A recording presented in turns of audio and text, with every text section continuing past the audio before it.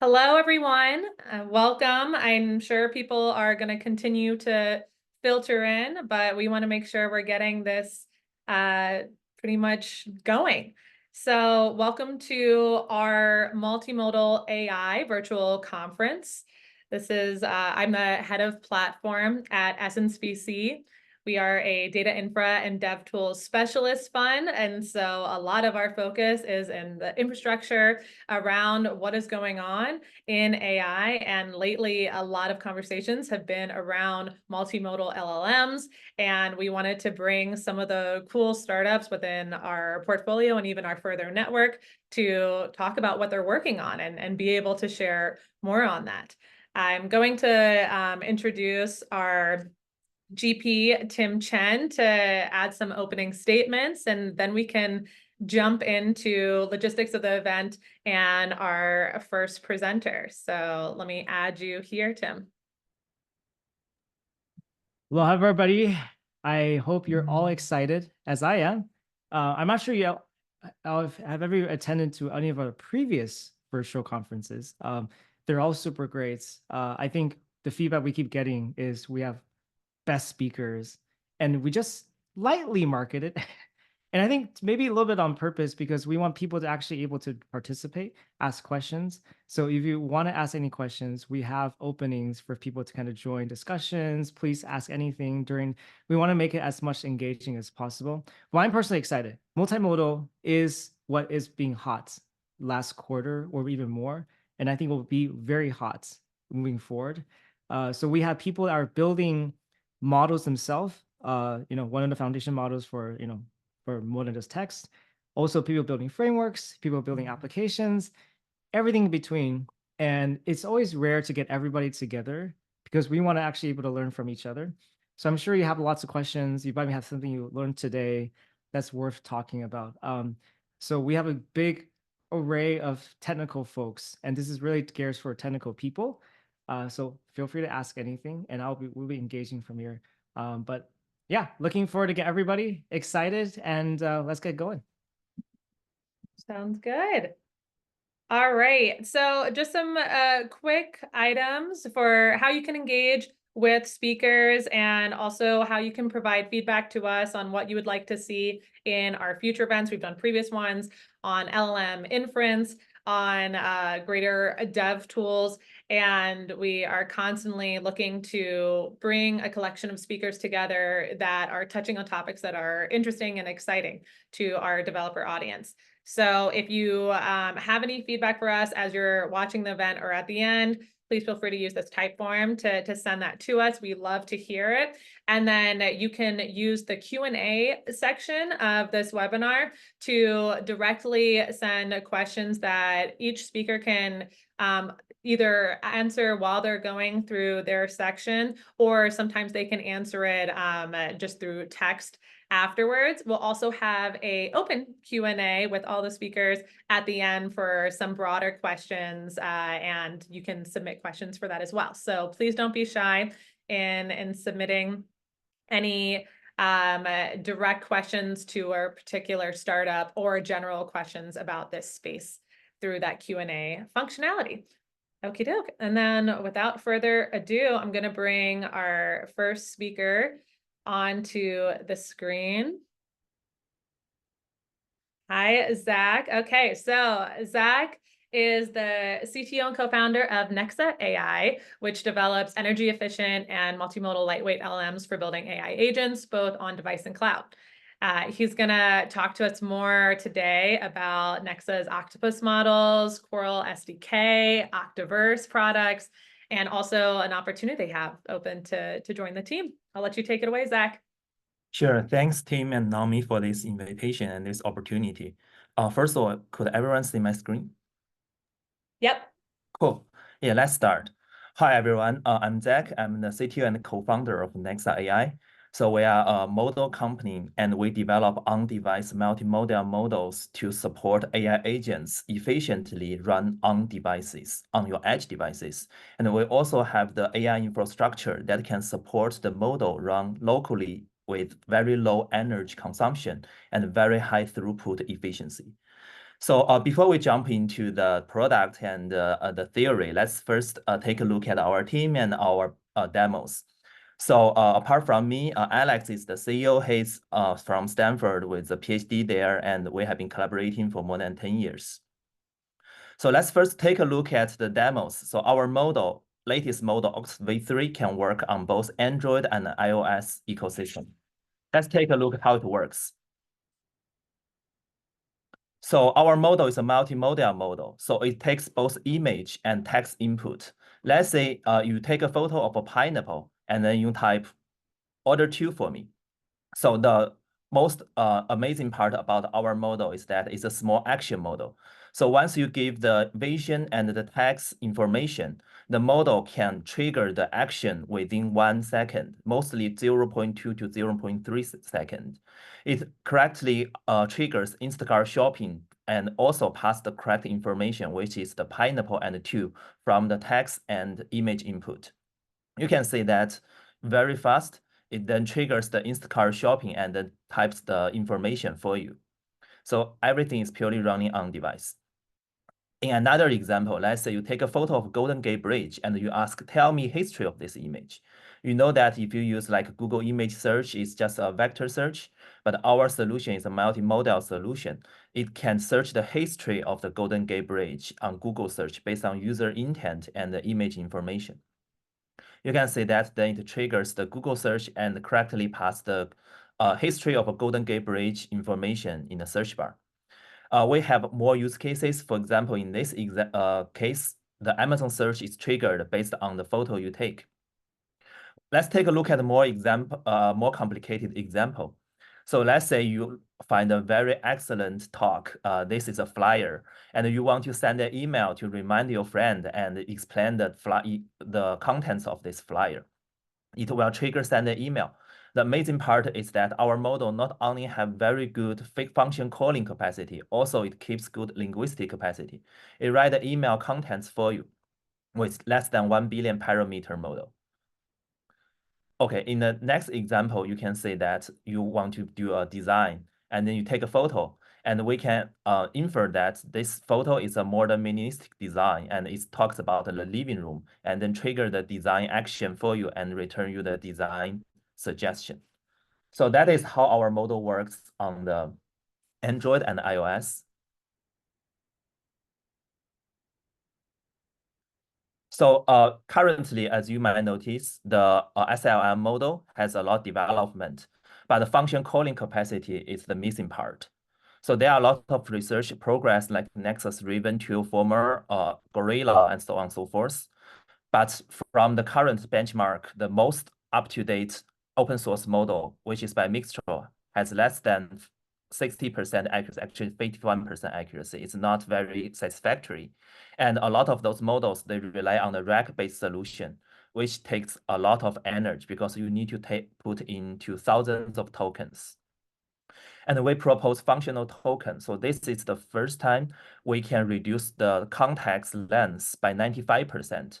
The traditional way is that you have a query, then you search your documentation, find the relevant function documentations, put them into the input context, which will take more than 1,000 tokens. And then your model do the rack-based solution, and then give the response. Generally, this rack-based solution using like Llama or Mistral takes 5 seconds at minimum. But we propose the function calling solution. We use the function token to compress the information, and then we can get rid of the rack solution and save 95% of the input contents. And our functional token, we have Octopus V2, which is fine-tuned by Google Gemma 2B using our function token training method. And from the benchmark, compare with Llama solution plus rack, we are 35 times faster than them. We also benchmarked with GPT-4o plus rack solution, and we are 4 times faster than them. And we achieve the same level of accuracy as GPT solution. After the Octopus V2, we continue to propose Octopus Net, which is a graph representation. You know, the mixture of expert model is very popular these days, and we are a mixture of models.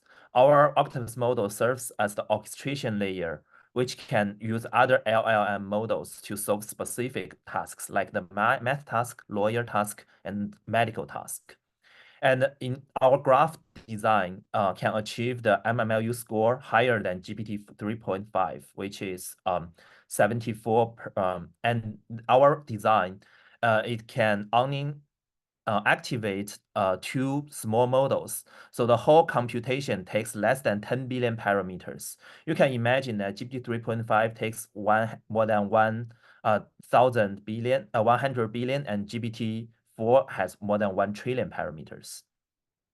And beyond that, we come to the multimodal space. So we have then launched Octopus v3. As the demo shows, it can support vision and text information. And the model is less than 1 billion parameters. And the inference speed is 0.2 to 0.3 seconds. And it's multilingual and have the similar function calling accuracy as GPT-4v. Going beyond that, we also have Coral SDK. So you know you have excellent model which can run efficiently on device, but there are many different hardwares, and different hardware have different GPU, CPU, or even TPU configurations. So how could you make those models run efficiently on device on your phone? So we have then developed Coral SDK. Our Coral SDK can support currently CPU and GPU inference.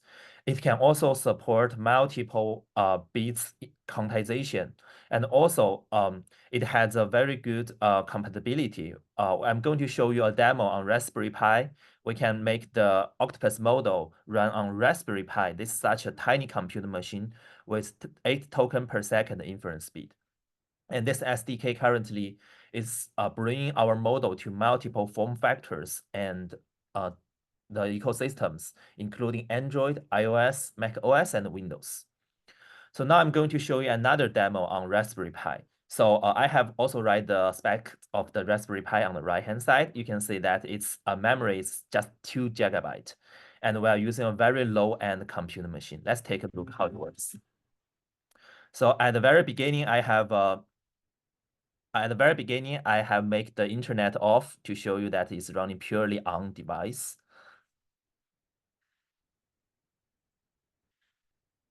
So, and then you can see that I have connected the Raspberry Pi with the monitor and I have projected what is going underneath in our Raspberry Pi. So let's say the user types take a photo. So you can see that within 1 second, it starts to do the inference. The Nexa 0 is the functional token, which compress the take a photo action, the function details, and the back is its parameter, which means using the back camera to take a photo.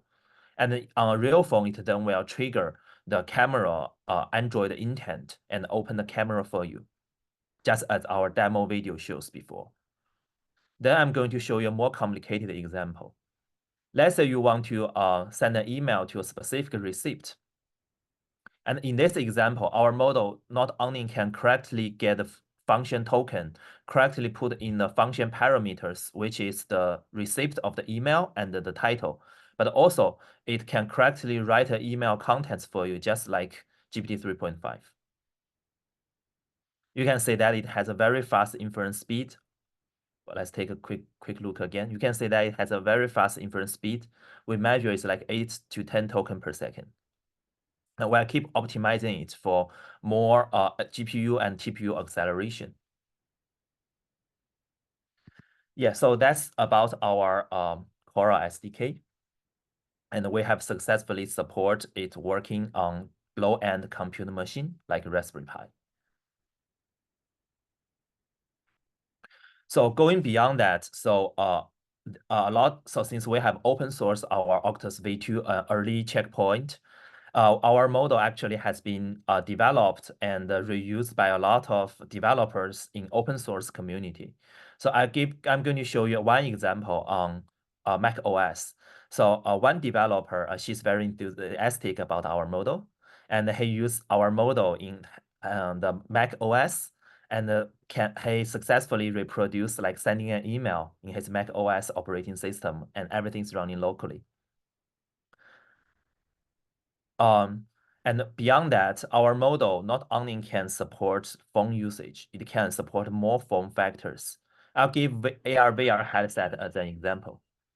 So this demo is recorded on Meta's Meta Quest 2. So here I wear the headset and say, design a living room for me. So previously you have to use your handler and use the laser to type those things on the virtual keyboard, which is very time consuming. And let's say after I say design a living room, it can trigger the correct function name and then trigger the action and show you the living room. We can do the multi-round conversation. Next, you will say, I want a pink sofa. So after saying I want a pink sofa, you can say that the sofa appears and then it triggers this action. Also, you can say dim light a little bit. Then you say, take me to Tokyo. In your VR headset, the action is triggered. So at this moment, all the actions are based on the voice information. And in this example shows the multimodality support. I look at this space. Let me show you one more time. So I look at this generated image. I say, tell me about this building. After saying, tell me about this building, this is Tokyo Station. You can see that in your Google search bar, the Tokyo Station is entered based on the reasoning of this image information in front of you. So that shows our multimodality support on AR/VR headset.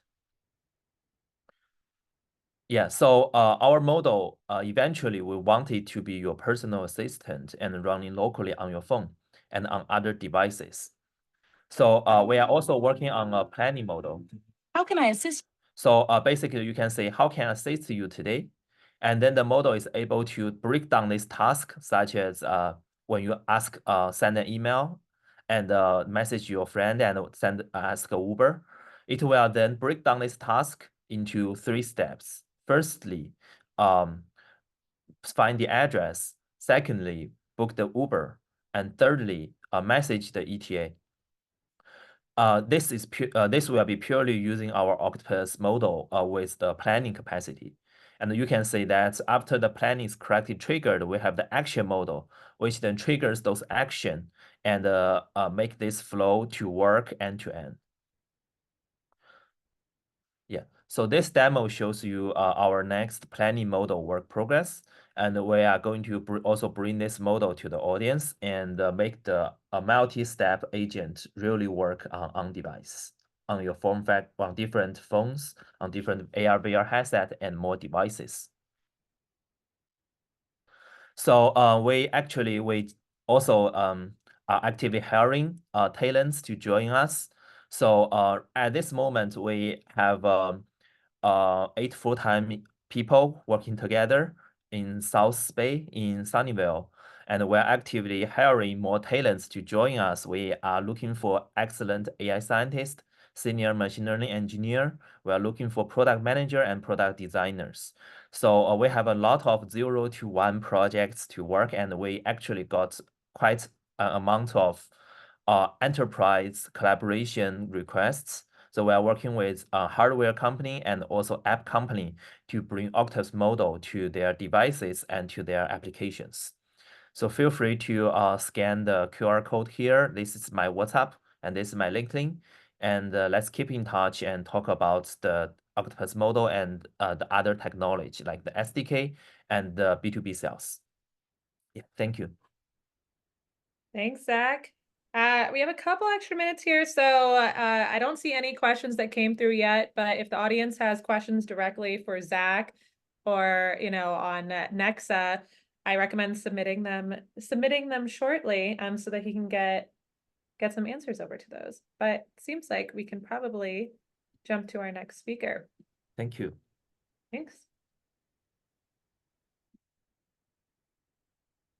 All right, bringing Ian to the screen. Ian Macartney is a software engineer at Convex.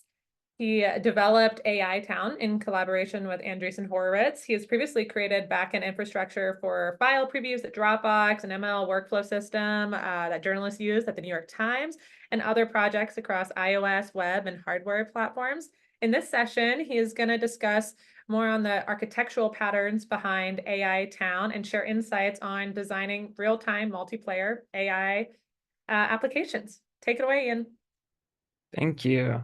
And thanks for having me on. And Nexa AI, super cool. And actually is a little related to some of the things we'll see. And just want to say up front, though I'm not a multimodal AI expert, there's a lot of multi things going on in AI Town.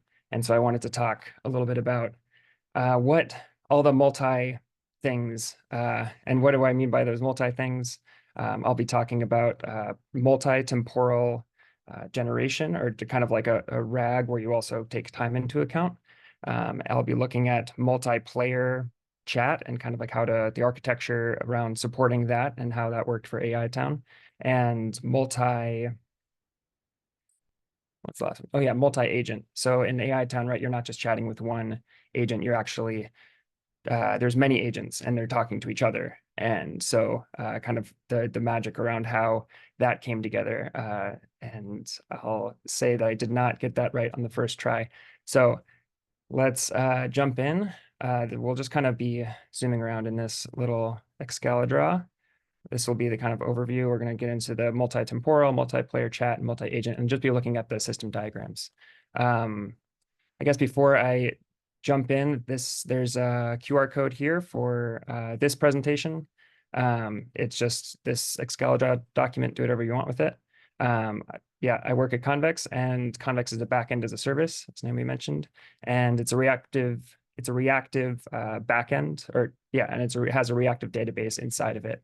And we'll kind of see what that means and the implications for architecture when you're building things that are highly reactive, like users interacting with LLMs and so on. So let's first talk about what multi-temporal retrieval, what I mean by that. And it's a fancy name that I just kind of made up. I'll say that it's actually just a lot like RAG. It just has a couple little nuances to it. But I like to think of, it turns rags into riches. But let's look. So regular RAG, or retrieval augmented generation, you have like a chat history and you do some like vector embeddings, and you fetch some related data, you throw it together in a prompt, and that's classic RAG. With the model put forth in the like Simulacra Stanford paper, which AI Town is basically an implementation of, there's three kind of like things going on. There's the current state, so what the player can see about the world around them, right? Like if you're over in one part of the world, you don't know about things over in another part of the world. That's like the present time. There's short-term memory, right? Like when you have a conversation with somebody, you kind of have in mind all the things that you just said. You aren't kind of doing like deep memory accesses for that. So you have the short-term memory of just the last. So that's equivalent to like the chat history. And for an agent, also their current activity. And then the long-term memory is kind of like akin to like the data within a RAG system, except that we kind of use a few factors here. We use relevance, which is a regular vector search to grab related information to whatever's being discussed. We look at recency, which is how long ago was this memory stored, and we look at importance. So actually, I'm going to show, for those who don't know, maybe I should have started with this. AI Town is a little town in which characters chat with each other. These characters are all AI agents, and they're having discussions, right? They have like personalities, prompts, and then they can walk around in the world, do activities. And interestingly, everyone who's watching AI Town is seeing the same thing, right? Like you see the same world, you see the same conversations, and as conversations kind of come in, everyone sees the same thing. Oh, I guess these are two separate conversations, but yeah. So the question is like, how do we kind of do this? So this is how we model the agent's memories, is we use this kind of hybrid model, pulling in different things akin to how like a human brain sort of works. We can see things. We have some things in memory, and then there's some things that just kind of pop into our head as we're having a conversation. So that's multitemporal retrieval. And yeah, I'd say like taking into account, I think that the insight here that is beyond AI Town is that taking into account multiple factors, right? Like some people have been discussing recently, like, oh, like when you're doing RAG, you should not only do a vector search, but you also should do a keyword search. You should use, like reciprocal rank fusion to kind of like bring those together. We should be looking at different ways of pulling data in that isn't just pure vector search, because embeddings don't always capture exactly what we're looking for. Sometimes keywords do a better job. And in this case, also taking into account time, right? So if you're taking into account a bunch of documents, maybe you look at how recently was this document created, in the same way that when I Google something and I end up with a bunch of Stack Overflow articles, I look for the one that was written the most recently because it's the most relevant. Cool. So I'm going to move on to, let's go to multiplayer chat. So how do you implement this multiplayer chat, and what does that architecture look like? And in this case, an example of multiplayer chat, right? It's like I have this other project called Llama Farm, where an AI can respond, and there can be multiple people kind of like watching the same chat. And you might be like, okay, well, why is that interesting? Why is that hard? Well, usually the pattern for building a chat is, a user sends a message to some cloud function that talks to an LLM. The LLM generates a response. It either streams or just sends it back to that user. And that's it. And maybe the user fetches an initial list of messages from a database. And when the function is done, it writes the message to the database so that the next time they load the page, those are there. But importantly, it's only kind of getting an initial message kind of blast, because this user is the only one really updating this state. And so it doesn't really need to have a more complicated flow. And when you look at multiplayer chat, this is how you might start moving that architecture for single player into a multiplayer mode. Is you send a message, first of all, both users get some initial list, right? And then the user sends a message that goes to an LLM, goes back to that first user. But how does that second user find out that a message was sent? So like, oh, okay, well, maybe we'll add a queue, or we'll add some sort of message bus so that, it kind of keeps sending events and sending messages around to different users as they go. And the problem here is that you end up kind of with like a distributed problem, and you end up designing your system around events and like verbs, right? Like what is happening and what are all the things that happen when that happens. And I'd say that like you want to design around your nouns or your data more than designing around the verbs or the actions. And so with Convex, with a reactive database, you have multiple users. They have a query against the database. So they grab the list of messages, right? In their query, that goes out to both users, and that's both the initial list, and every time the data changes, it will send them the updated list. And so the difference here is that we've actually broken out the write and read paths to be separate. So when they send a message, it goes to this M, which is a mutation, which is like a read-write transaction on the database. And when they read it via a query, which is a read-only transaction that has subscriptions. So they are both subscribed to the data. And I can actually show you a little bit of what that looks like in AI Town. So let's see. In this case, the messages, so we have like all the messages that are popping into that little sidebar in AI Town. And this is just using a query. It's using a hook use query that lists the messages. And with those messages, we create some, make that a little bigger. With those messages, we make that a little bigger. Sorry, with those messages, we make HTML elements. And all we need to do is render that whenever this changes. And that query just stays up to date. And then when we send a message, we use a mutation and we just write the message. We don't have to worry about syncing the local state because the write and read paths are separated. So that's kind of how multiplayer chat works. And so now let's add the LLM back into the mix. So like this is kind of multiplayer chat. This is the way that I would recommend doing it. And Convex is one of, providers of like a reactive database, which makes this kind of pattern much cleaner and much easier to implement when you're doing multiplayer chat. And it essentially allows you to write functions in TypeScript. So I can look at actually the code here. I can pull up messages. And we can look at the list messages. That's just grabbing some messages from the database. You get to write some TypeScript that queries your database and return the messages. This is returning messages, and we're also dropping in some player descriptions for each message. And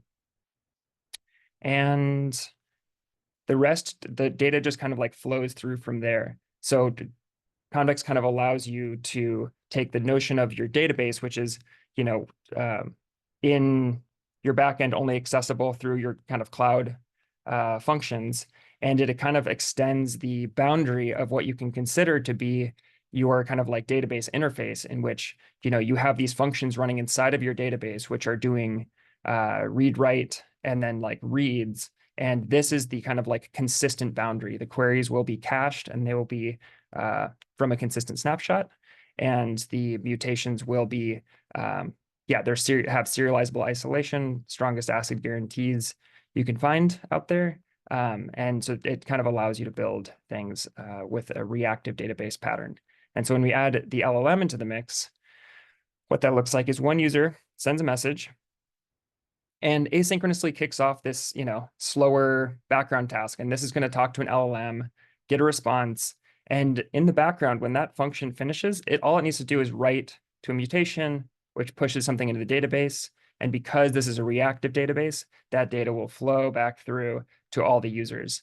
And so in the example of Llama Farm, when one user sends a message,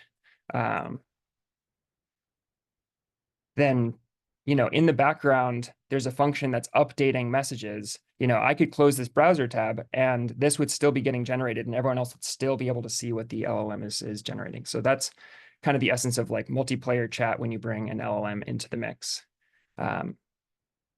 So last architectural pattern related to AI Town is multi-agent. So we've got the multiplayer chat, multi-temporal retrieval, multi-agent. And so we'll look at the same diagram as multiplayer, right? But this is kind of like in the world where there's a single agent. And what does single agent kind of imply about your architecture? Well, it kind of means that the agent's really not going to do anything unless driven by a user's action. So the user sends a message, which kicks off an agent to do something. When you bring multiple agents into the world, and this is specifically multiple agents that can talk to each other. This isn't just like a chorus of experts sort of approach, but when you allow multiple agents to talk at the same time and kind of asynchronously and to each other, even when there's no humans in the loop, right? There can be no one watching, whether or not anyone's watching AI Town or interacting with AI Town, the characters are happily chatting away. It's pretty wild. And so what does it mean when you have multiple characters or multiple agents in the world? The first version that I built was each bot was essentially like one of these asynchronous processes that could constantly be reading the state of the world through queries and writing new inputs like, hey, I want to send a message. Hey, I want to walk over here. Hey, I want to go over there and eat an apple. And they're talking to an LLM in order to kind of generate their next responses. But the problem here is that they're all in their own little world, kind of like doing their own thing. And while that's kind of really honest to like how humans work, right? There's all these complexities that come into that, like, even just walking down the street, right? Like if I'm walking down the street and you're walking down the street and we both step right, or I step right, you step left, and then you step right and I step left, and we can kind of get into these synchronized patterns that are just really, you just like, it takes a lot of social nuance to decide like who's going to say something next, whose turn is it to talk, what is going to happen. You end up with these distributed systems problems just in order to kind of make a you know, a silly little world where people are having conversations. And so I'd say that like a learning here is that whenever you can, try not to make your problems into distributed systems problems. They are notoriously annoying to figure out. And so the architecture that we ended up with is essentially making certain compromises in order to make it more efficient to work with the kind of like realities of the system. And so the way that the kind of data flows in this situation is users, well, let's talk about just the agents. The agents are all kind of like encapsulated inside of one engine that is running at like, you know, it's like a regular game engine, and you know, it's running at 30 frames per second, or maybe it's 60 frames per second. I think it was originally 60, may have bumped it down to 30. And it's generating like which characters are going where, how, you know, what, whose turn is it to say something, what happens. And because all of that's consolidated into a single place and in a single kind of like process, that a lot of those decisions can kind of like get sorted out much more cleanly and much more easily for me as the implementer, right? And whenever something needs to happen, right? So this is running super fast. This is like deciding what, you know, basically every frame of the game looks like.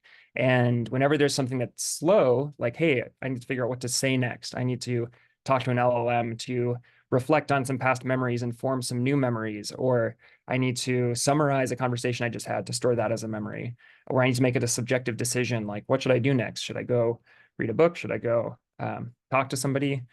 Those get kicked out to an asynchronous function running outside of the kind of like, you know, virtual database interface. They talk to an LLM. It can do vector search and all of that. Convex has database functions. All of this is running inside of Convex. It has vector search, or I guess the LLM is not. So you talk to some third party for an LLM.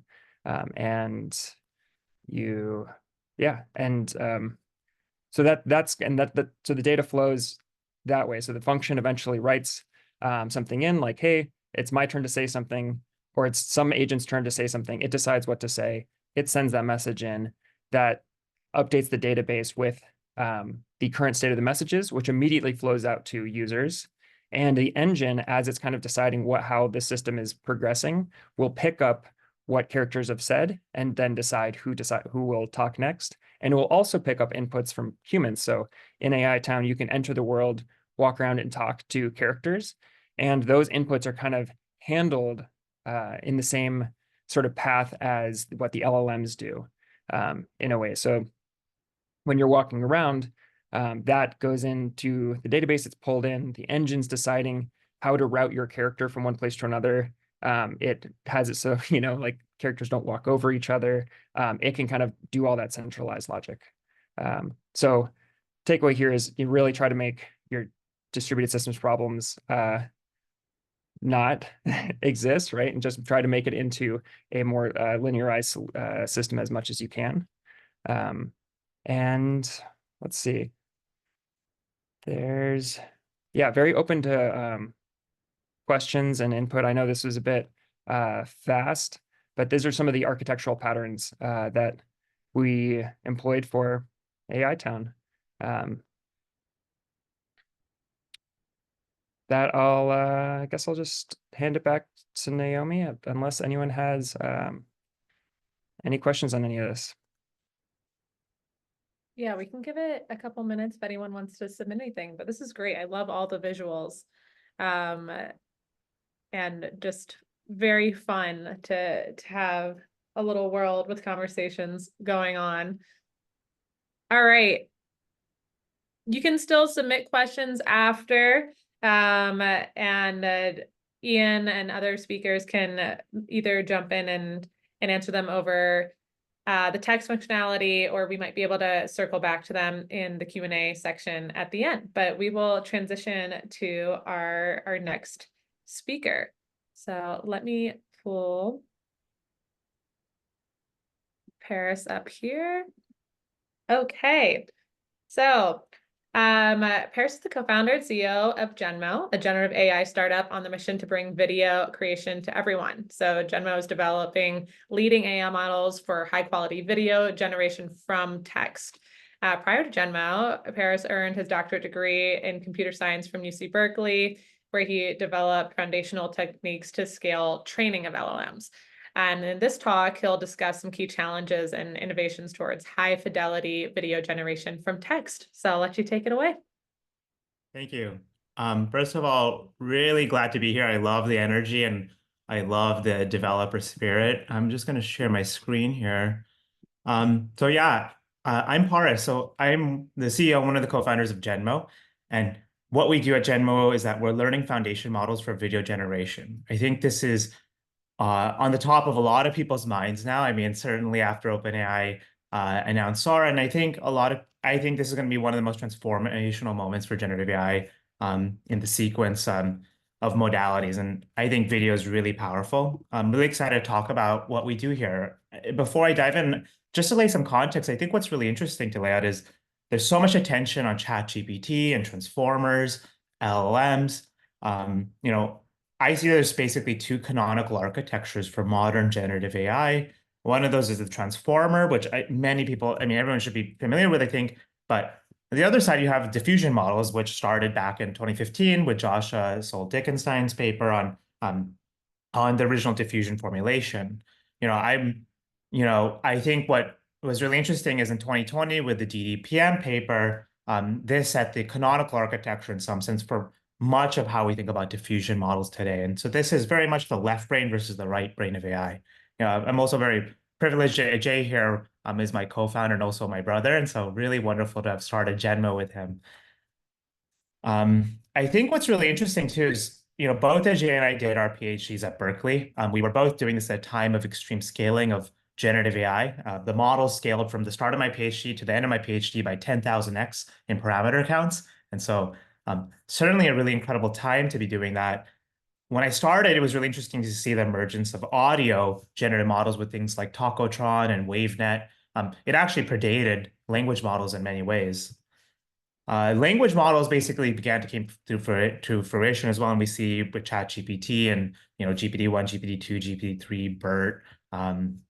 And this was then followed pretty quickly by image generation. And what I think is a recurring theme here is kind of the modality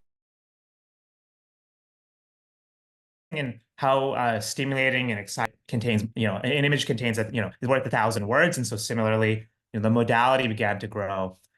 3D generation was there. And what I think was really interesting, I worked in language. Jay built a lot of foundations in image and 3D generation. And what's so unique is foundational building blocks are coming together to enable the foundation of finally what I think will be the next frontier for generative models, and that's video. And I think many people ask me, why does it feel like video generation is coming to market so fast? Why does it feel like it just went from, what was Will Smith eating spaghetti a year ago to something that looks really incredible? And in some ways, it's like the foundational pillars of this technology are being ironed out, right? And video combines all these other modalities into a single model. And in some sense, I think that's really, really powerful. I view video as a mother modality in some sense. And that's one of the reasons I think it's going to be incredibly powerful. And more significantly, actually, I think it's really interesting, roughly 30 to 50% of your cortex, so the surface of your brain, is devoted to processing visual information. And video is the most powerful form of communication, I think, that there is, visual communication. There's also interesting is just like this brain activation of people watching movies. And so I think it's just so interesting how much we are visual beings. So it's really no surprise then also that video is one of the most widely consumed modalities. People watch 1 to 2 billion hours of video per day on YouTube. I think that's just incredible to think about. And if you actually look at the youngest generations, and so view time on TikTok, and that's monthly hours per user, it's been growing about 10 to 15% year over year without any signs of slowing down. And so it's like very incredible to think, video is already so large, and yet we're finding more time in our day to consume it.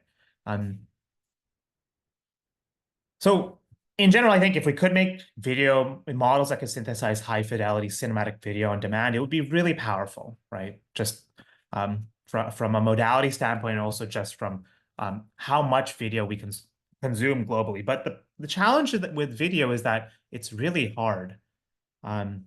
Video data, first of all, is more redundant and much noisier than language. And so I think that is quite interesting as well. And that makes it really challenging to learn, much more than language, much more than audio or any other modality. The second challenge is compute and infrastructure. What's really interesting is when you look at video generation models, inference compute scales super linearly with video length. So if you want to make a 1-minute video versus a 2-minute video, you're going to see that the compute costs for that 2-minute video are going to be more than 2x. They're roughly like quadratic, or in some cases super quadratic. And so I think this is analogous to kind of the context length problem in language models. But this makes it also really hard to synthesize long video, and people care a lot about long video. I mean, we want to see long form content.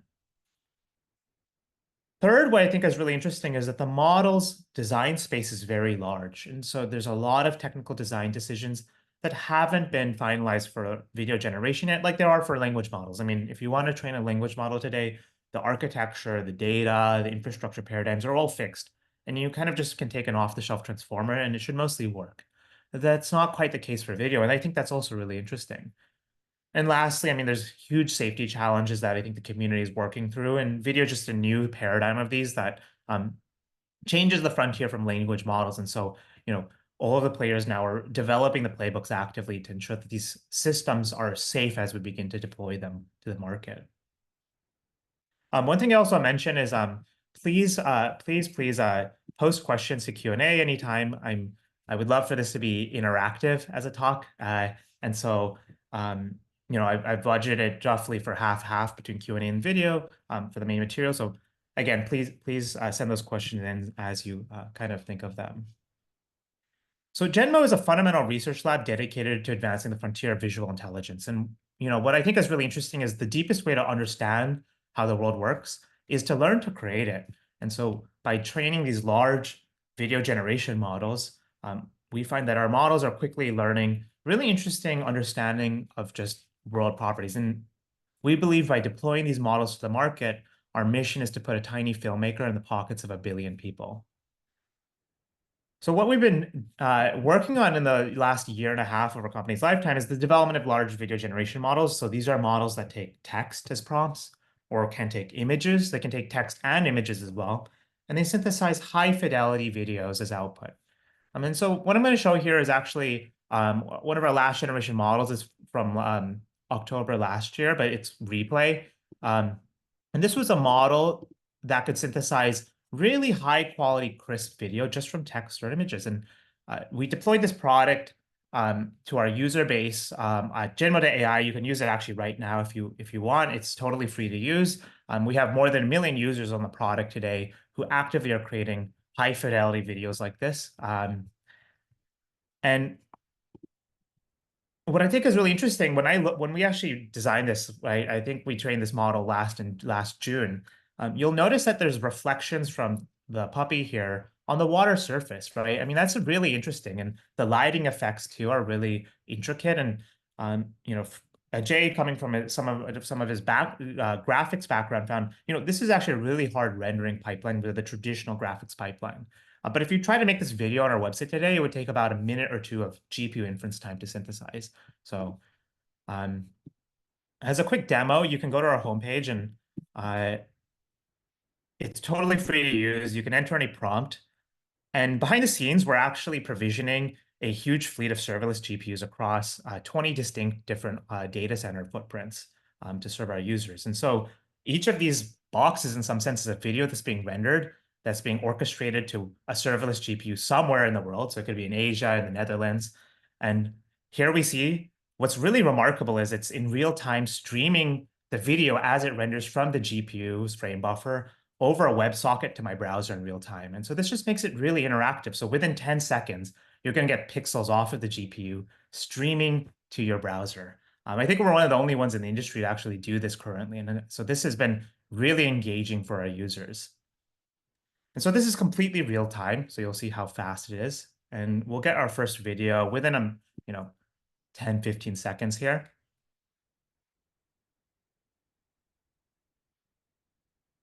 And so there it is. So it streamed back a high fidelity, crisp AI generated video from our large video generation model. And yeah, there are hallucinations. So here, it's perhaps a dog mermaid. This one has fins. So I actually love this. Many of our users actually find that hallucinations are a feature and not a bug. But yeah, I think there's some pretty interesting visual content, and that was all super fast. And so behind the scenes, again, we have this really advanced GPU orchestration system for inference, and that enables us to serve our user base. But again, highly recommend, please try it out. Go to Genmo.ai. It's totally free to use again, and you'll get your first video in a minute or two. So I wanted to spend a few minutes just to talk about some of the frontiers now for the area, right? And this is true across the whole industry, and I'll talk about where we line this. And so first frontier, I think that's going to be really interesting is quality. I mean, ultimately, there's a huge gap between where the models are today and reality. And so I think video generation is a 10-year-long problem, and we're going to see huge improvements in quality. And this is actually one of the most important features our users are. In many ways, we have a unique approach because we've been taking a full stack approach across data, systems and scaling, and the neural network architecture in order to achieve quality improvements. But I believe this is one of the most important frontiers for the area. Models are super linear in compute complexity as we try to synthesize long video. So that means if you want to get a 2-hour feature length film, the costs of inference for that today would be tectonic. They would be just enormous. And so I think this is a really interesting area because I think everybody wants to engage with long form content. And so this is an area we are investing in really heavily, and we've been working hard to push this state of the art in length as well. This last frontier I think is really interesting, and it's something I don't know if many other players are investing in, but is real time. And I think this is really powerful because, as I showed in that demo, and I'll show here, like real time, just streaming the pixels off the GPU to your browser makes this experience just so much more engaging. At some point, I think the limit is every user has like an H100 in the cloud streaming pixels, completely personalized to each of the users in real time. And so you're not necessarily pre-generating content. At some point, creation just becomes the new baseline for consumption. I think that will be really powerful. We'd love to dig into some questions, but just before I wrap up there, again, I think what's really interesting, and I think we're at the precipice of a huge transformational shift in this industry, is video content today costs thousands of dollars per second to synthesize. And where I think it's going is a world where the marginal cost of video creation approaches zero. And I think that's going to be hugely transformative. It's going to be a big deal for enabling the next generation of applications, both across consumer and enterprise. In 10 years, I see the vision for the company being, enabling almost like there's a faucet in the wall that you could turn on, and instead of water coming out, video pours out, right? And that would be hugely powerful. As I've said, our long-term mission, again, in some sense, is to create a tiny filmmaker that fits in a billion people's pockets. And we're actively growing and scaling the team, and I have to show, but we're actively hiring. And if you're excited about some of these problems, both from systems infrastructure, distributed training, large-scale data acquisition at petabyte scale, there's a lot of really interesting opportunities, and I would love to chat further. And so with that, I would be really happy to take any questions. And I see there's a few in Q&A now.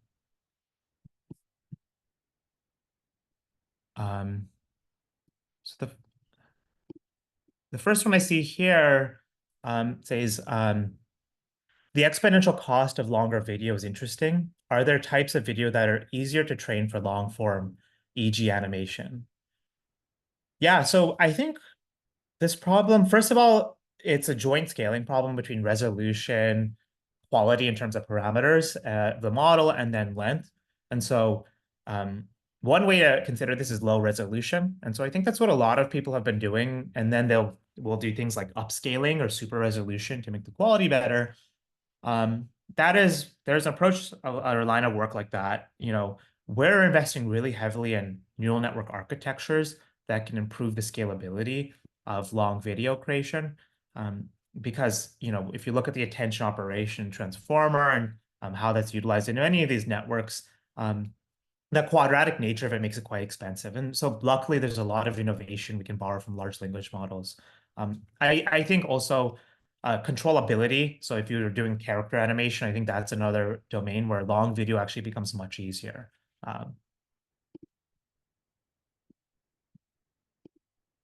And I see another question about how do we measure quality? Yeah, that's a really, really interesting question. There's no industry standard benchmark for this yet. From an academic perspective, it's still really early. One of the things we do is we collect feedback from our users. So every generation has a little rating widget. And so we can actually take new models and A/B test them in our production fleet and collect feedback and learn how do people respond to it and what do they like. And actually, one of the interesting things we find is tastes and preferences for our models change geographically. And that's really interesting. Different countries have different preferences, and it's something that's important to acknowledge. I think personalizing these models for different users' preferences is going to be really important longer term too. And yeah, absolutely.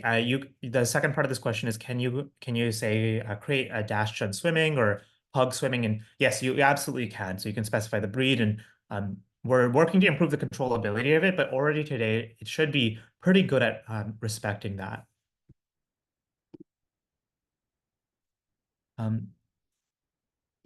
The next question from Aditya says, what do you think about video editing in near real time, like automated TV news generation or sports broadcasting?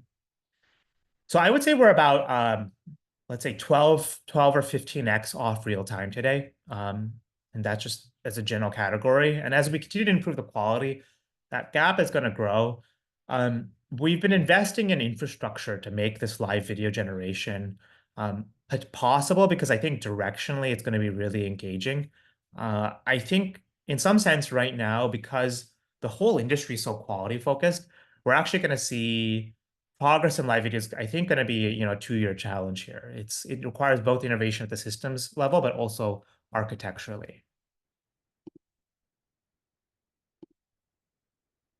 And then I see a question: what are the main infrastructure challenges in video generation that you think are not fully solved yet? I think this is really interesting. One of the big challenges with from an infrastructure perspective for video generation is ultra long context training. And so you'll see with large video generation models, like you very easily get into context windows of millions of tokens. And really that's an area that is only currently covered in large language models by frontier models like Gemini. So that's a really hard problem still. It's fundamentally, just from a systems perspective, really tricky, and distributed systems for that is really tough too. I think I would love to see the academic community invest more in that. I mean, we've put a lot of work, just even for my PhD in ML systems for LLMs, to invest in how we can approach that problem structurally from a systems problem. I think another one that's, I think, really interesting is when you do serving for these models, because the costs are so high, I think there's a lot of interesting question in how you do co-optimization, compression, all these different techniques for diffusion models, because I think you see that works, like you can get sub 4-bit quantization to work with LLMs, but it turns out with diffusion models, it's a lot harder because they're doing this like denoising task. And so inherently they kind of need that precision today in order to be quantizable.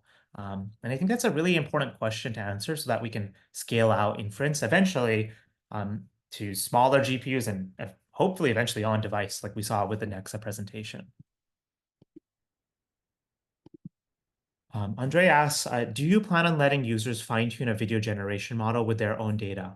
Yeah, I actually think that's a really going to be a really important capability. There are some challenges around that, both from a safety and a systems perspective, before we fully roll that out. But I think fine-tuning for video will be really powerful. I mean, with language models, yes, fine-tuning is important, but with video, everybody's taste and preferences are different. There's no right or wrong in some sense.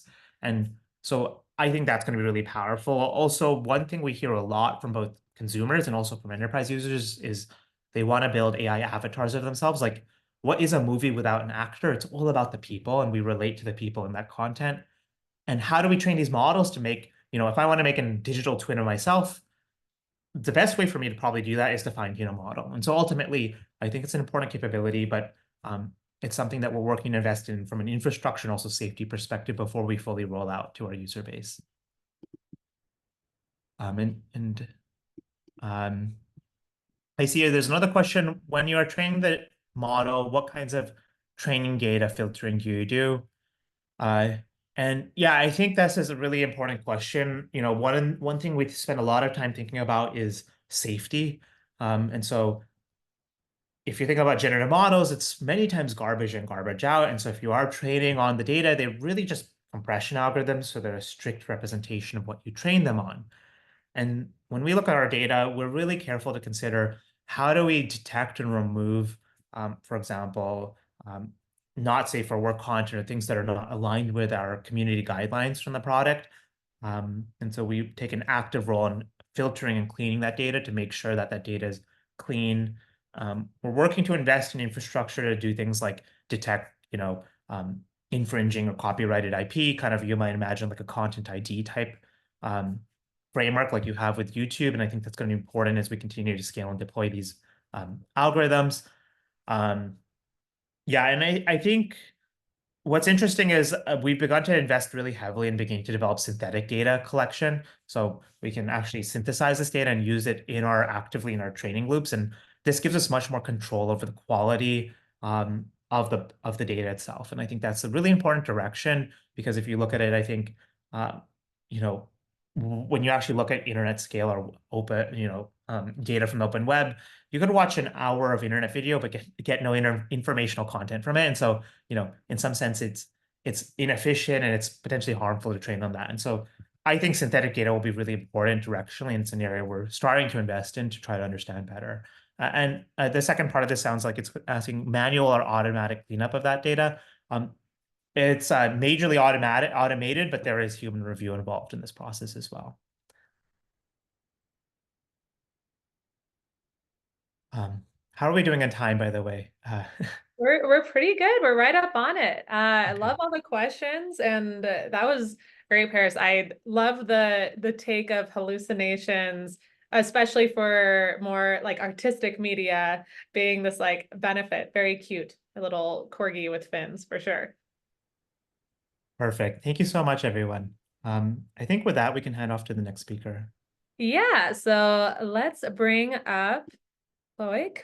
So there we go. Center screen. So Loic is the head of engineering at Rosebud AI. That's the startup that's building the AI Roblox. They make it dramatically easier to craft the game of your dreams by going from text description to code to game. So he's going to share a little bit more about what they built, but more importantly, how they built it, and focusing on what it takes to really harness the powers of LLMs and make it available to Rosebud's users. So I'll let him dive into that.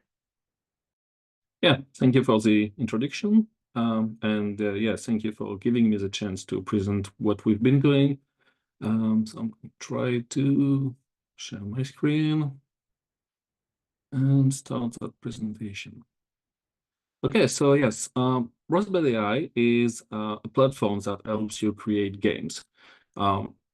So like basically every developer I talked with has tried at one point or another to create a game.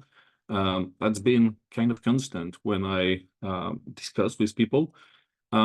And a lot of us have actually failed at that, because creating a game is actually difficult, and you have to be able to create code, but you also have to create assets, gameplay. That's pretty difficult. Thankfully now, LLMs and generative AI is there to help us create these games.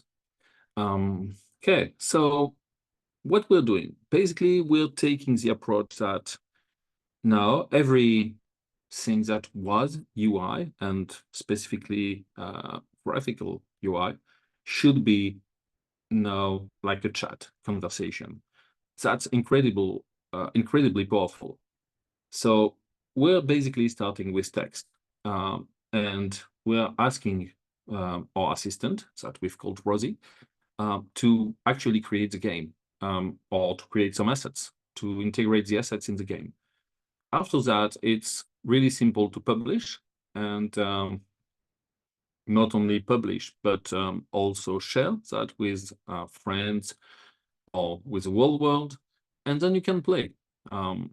So here is an example of a really small game that was actually created by one of our users. So in terms of interface, we've tried to keep things really simple. So we have the live view, which is the view of the game. You can see that you can publish it, change the name, whatever. And you have on the right side, you have basically 3 tabs. So there may be more in the future. We're evolving slowly in that, but basically the more important one is chat. So as I said, we want everything to be a discussion, a chat with our assistant. So we're giving a little bit of, like example of prompts, but yeah, you can try whatever you want. Then we have a code view and code tab. So this one, I hope that we're going to be able to get rid of it. Right now, it's still sometimes kind of more easy to go and do a little bit of manual debugging or just manual code change. But we hope that in the future, we won't have to do that. And then we have the assets tab where you can create assets, you can use them, edit them, and view them. Okay, so what are few features that we have? So we're not only generating code, we're also explaining the code. So that's pretty powerful for people who want to learn how to code or want to understand if what the assistant is doing is actually correct. So we have a bit of explanation, plus after that, the code that is changed. Like Rosie is multilingual, so you can try speaking in any language you want, and that normally works. And it can also give you ideas. So you're not just saying Rosie what to do. You can ask and use Rosie as a game designer or just as a creator. Okay, so what did we do to implement and actually after that to improve Rosebud platform? So it's still a software engineering process, okay? So that hasn't changed at all. So multiple iterations because, yeah, we're a startup, so we're not going to do waterfall or whatever. We're just going to do something with multiple iterations without talking about any paradigm. And what is really important is tests. And that's where actually it was way more difficult than we expected. So I'm going to take a little bit of, going a little bit into the past. And what I used to do, I used to work on computational geometry. Numerical like problems like that are usually difficult to test. And I thought that these were the most difficult problems to test. Okay, so what I did is, for example, that CSG system where you have to union and intersect really simple geometric shape. And what we used to do for testing this kind of stuff is first we would create a few general position cases like this example here and create that tree. Then we would create some edge cases because, yeah, for numerical problems, for example, face on face or things that just align perfectly are actually more difficult than things that intersect. But that is not enough. So after that, you can go really deep and do some first testing with some else systems. So basically, you're using some kind of genetic algorithm to create trees of shapes and derive more trees and test that. And we were kind of lucky to have a brute force algorithm that could provide a reference solution. And so we can actually compare the solutions that we get with a reference solution. So end of the day, process was slow because, yeah, we could let that run for days or weeks, but it was efficient. And we were able to really test a lot of stuff. Okay, it requires a lot of work too. Now, what happens when we're doing something like Rosebud and creating a game development platform with AI? What happens is that we have a lot of prompts, okay? But how do we generate test data? It's pretty impossible to generate them randomly, okay? And if we had to choose which prompt to use, then we would be exactly at the same stage where I would use some generic, like a few prompts that seem okay, but what about the, for example, test coverage or what? We're not sure what we're basically testing.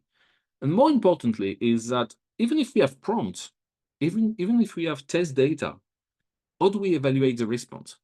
So like people that are smarter than me came up with this kind of things where, okay, is there a correct answer? Then yeah, you can use that. Is there a reference answer? Okay, compare it. Do you have a previous answer, or do you have human feedback? And you have that kind of tree that goes into, okay, some evaluation. It seems easy on the diagram. It's not easy. It's pretty hard. Oh, sorry. So what kind of metrics do we have? So for example, for code, okay, because not everything is code in our system. So we have also, like I said, for example, IDs of games or general discussion. But for code, we have code validity. So that is not enough. It's just, okay, my code compiles or my code is able to run. Does it give the correct result? I don't know. For giving the response correctness, it's actually a really difficult problem. It's like sometimes it's actually a visual problem. Like you want, for example, some asset to become red.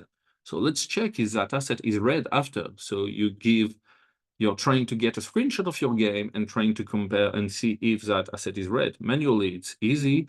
Not manually, it's a little bit more difficult. So we usually end up with AI evaluating AI.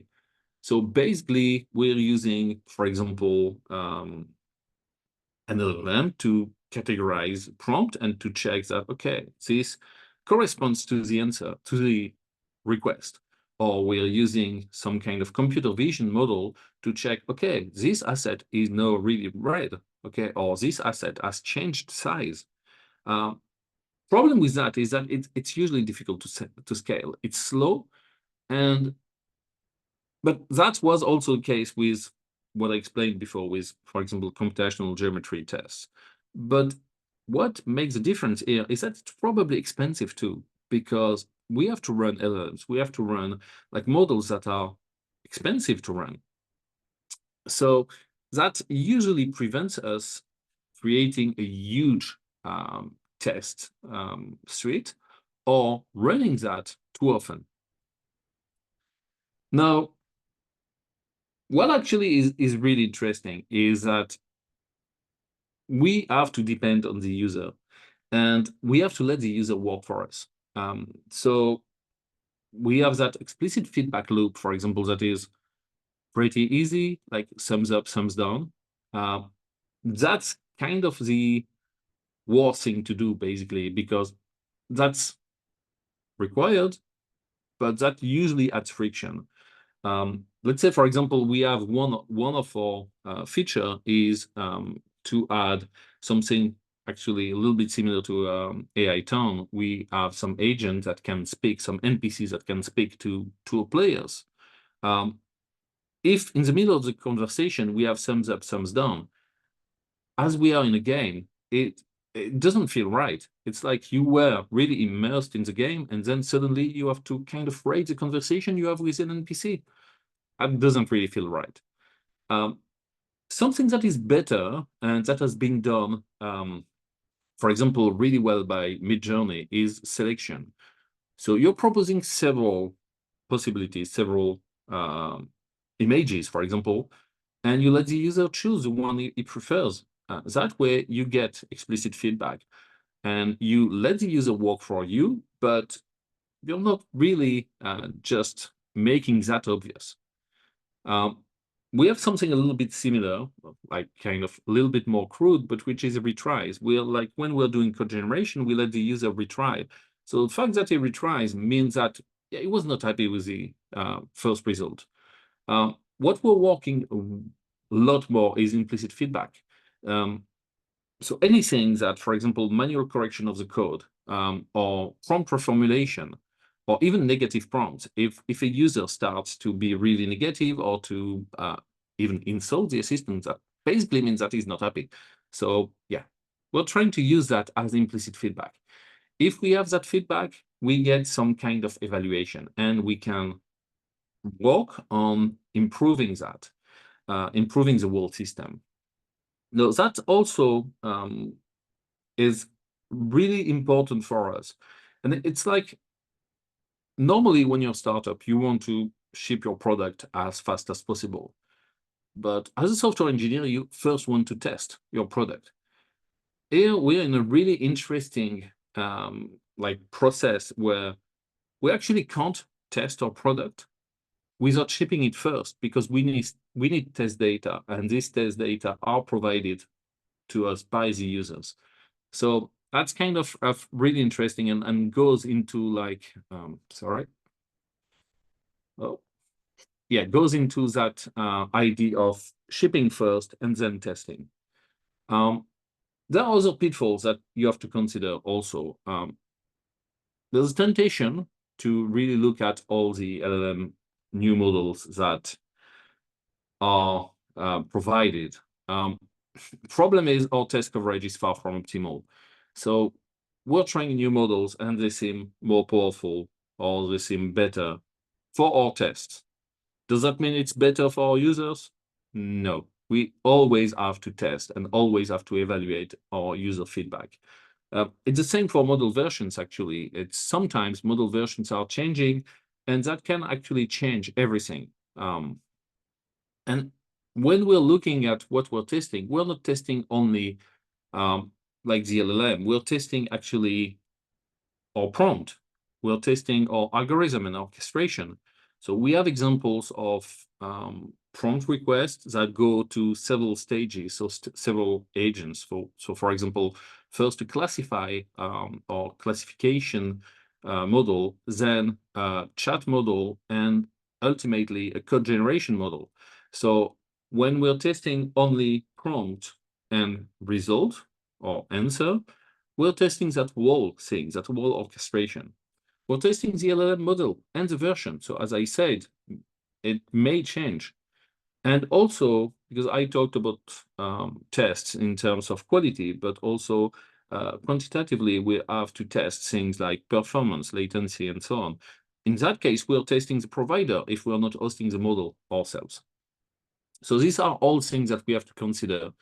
And it's actually a little bit, let's say, difficult to keep all of that in mind, especially when you see that new model going out. So for example, saying just this morning, I saw, okay, there's a new entropic model like Cloud Sonnet, or yeah, we're going to have to test it. We're going to have to try it with all different features, and we may integrate it into our model, and we may fine-tune it at one point.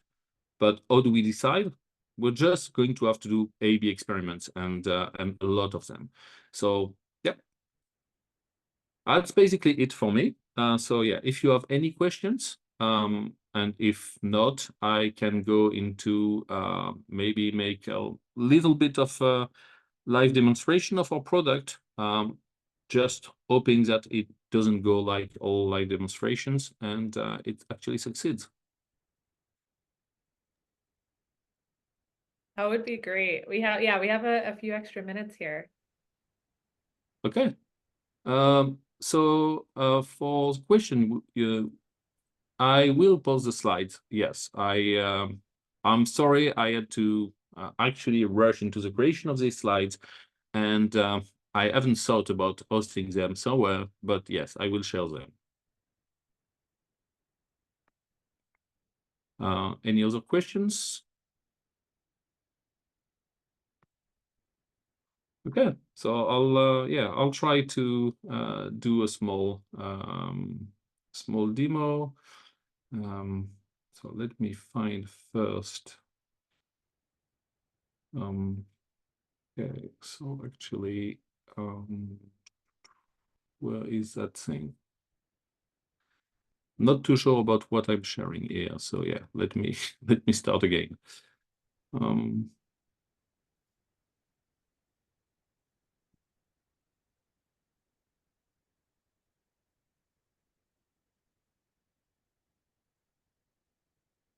Okay.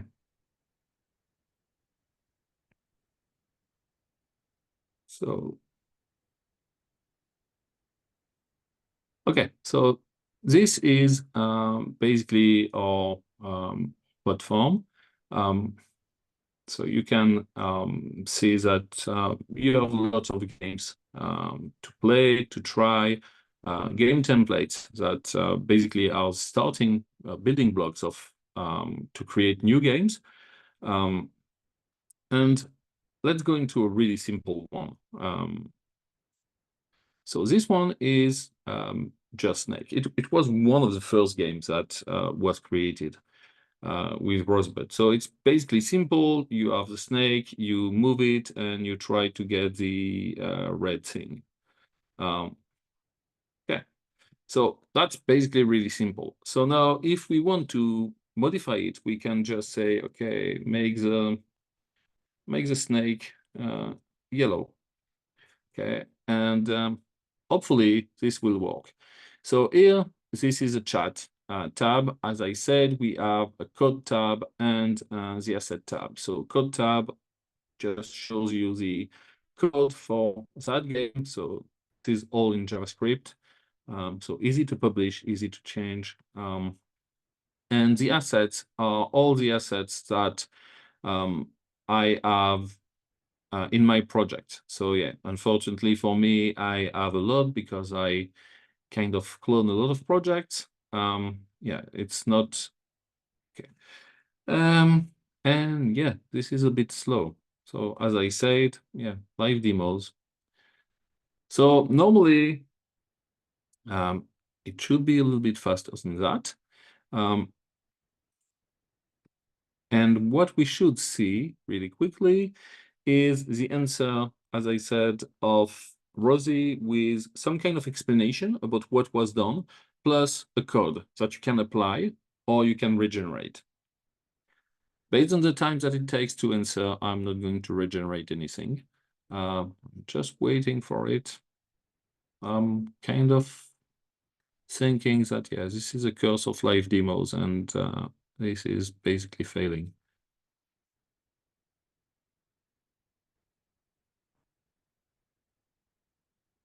Okay, so yeah, just going to show you, yeah, other functionalities while we're waiting.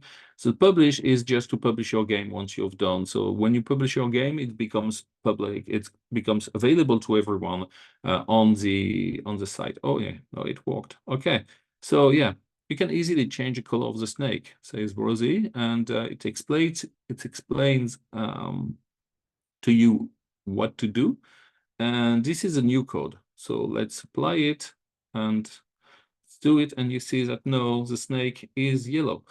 So I'm not going to do any other modification, but basically you can ask anything like, okay, let me try, but make the snake, can I have faster snake? And you can change anything, and basically you can add any kind of gameplay, any kind of asset, change, for example, the texture, add a more realistic snake or whatever. All of these things work, and we have users that are using our platform already to create a lot more sophisticated games than this one. Yeah, that's about it. Awesome.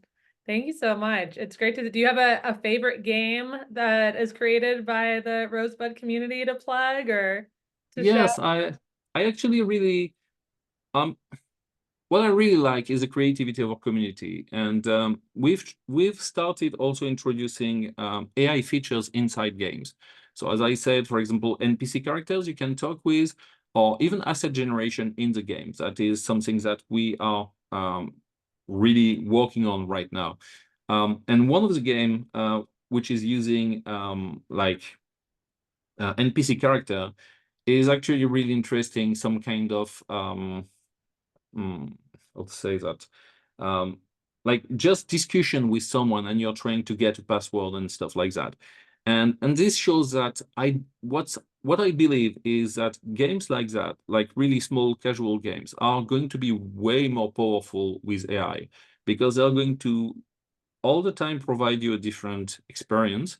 And really personal experience. So you're going to make them what you want them to be. And that's really interesting. In terms of games you can produce, that changes everything. Awesome. This ties back to some of what Ian was sharing in AI Town, so I love it. Exactly. Yeah. Yeah. This is really, yeah. We've looked quite a lot at AI Town, and yeah. Thank you so much. Like, all right, let's get Jay, our next speaker, to stage. So, okay, Jay is joining us. He's the co-founder of Eventual. You may also know him and his co-founder Sammy from their project Daft. But Eventual is an all-in-one platform for modern data workloads across data engineering, machine learning, and analytics. Prior to Eventual, Jay was a software engineer building large-scale ML data systems for computational biology at Freenome and self-driving cars at Lyft. And today he's going to share us more on the data warehousing side of Eventual's focus. I'll let you take it from here. Thank you. Yeah, so thanks for the introduction, Naomi. Yeah, I am a co-founder at Eventual. Today I'll be talking to you about our multimodal data platform, which is what we're building, covering everything from data engineering to ML AI use cases down to analytics, right? Kind of what you would imagine a data warehouse to be able to do for you, but what does this look like in a new world of multimodal data?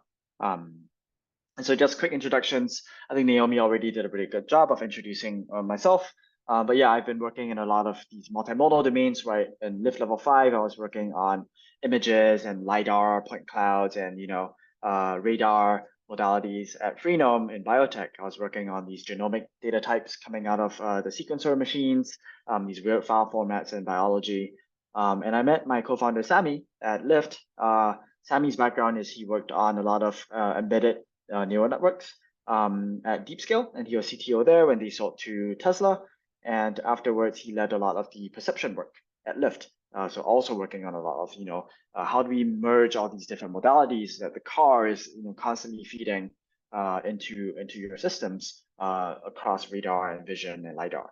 And today we're mostly building our open source engine called Daft. But today I'll be talking to you about our multimodal data warehouse, kind of what the eventual vision is. So let's talk about data warehousing. I'm going to hear groans from the crowd.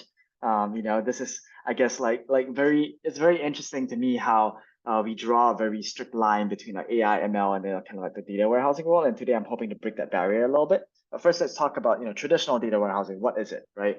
So your data warehouse, generally speaking, it lets you do three things. You store data, you transform the data, and then you query it, right?